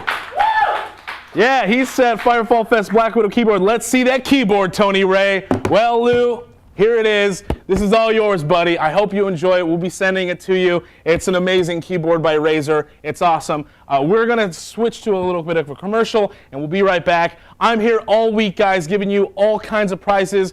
On Twitter, it's at Tony Ray, T-O-N-Y-R-E-Y. Hit me up, ask me some questions, and I'll answer them on the air. Thank you so much. Yeah! Woo! All right.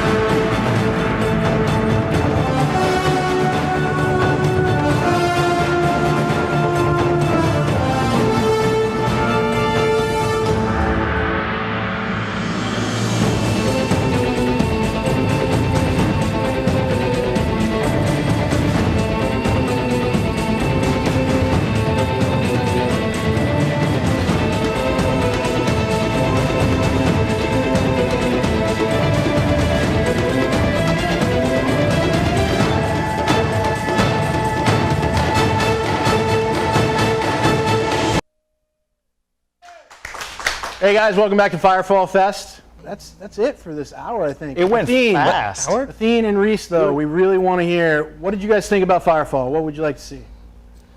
I'll be really honest. I like the game a lot. I think it's very what's innovating. I think like you guys are setting a really nice example for other gaming developers to actually dare to innovate. When you play an MMO, you're almost like conditioned to see like a WoW ripoff, to say it like that, and this is completely different. The game mechanics are different. So yeah, like I'm really happy about like about the game, and I'll stay in the tune, in the loop, to see how this is gonna evolve. Like the way you guys work with the feedback of the viewers, I don't think it can go wrong as long as you guys keep innovating and yeah, like listening to feedback of the viewers. So it's really cool to see what you guys are doing, and I'm really happy to promote the game. I'll also say that people that want to see the PvP angle or whatever, they can check out my YouTube channel, youtube.com/AtheneWins. And yeah, like I'll also be handing out some beta keys. And I really want to do a big thanks and shout out to Red 5 for organizing the event and supporting charity as well. So you guys own, man. Yeah, real quick, do you want to mention the charity again and where people can get involved? The people can donate to opsharecraft.com, opsharecraft.com. And yeah, like people that want to donate, all the money goes straight to Save the Children. And yeah, like a little bit, one pizza can actually save a kid. It's that crazy. And yeah, there you go, guys. Opsharecraft.com. Guys, definitely check it out. Do whatever you can to support it. It's a great charity. Thank you, Athene and Reese, for joining us on Firefall Fest. First show of the week. We've got a huge week planned for us. But don't forget, today we still got 3 p.m. to 6 p.m. with Will Wheaton and Felicia Day. So be sure to come back on the Twitch channel. Check out stuff at firefallthegame.com/firefallfest. Thank you so much for joining us. We can't wait for the week to continue. Thank you guys for having me.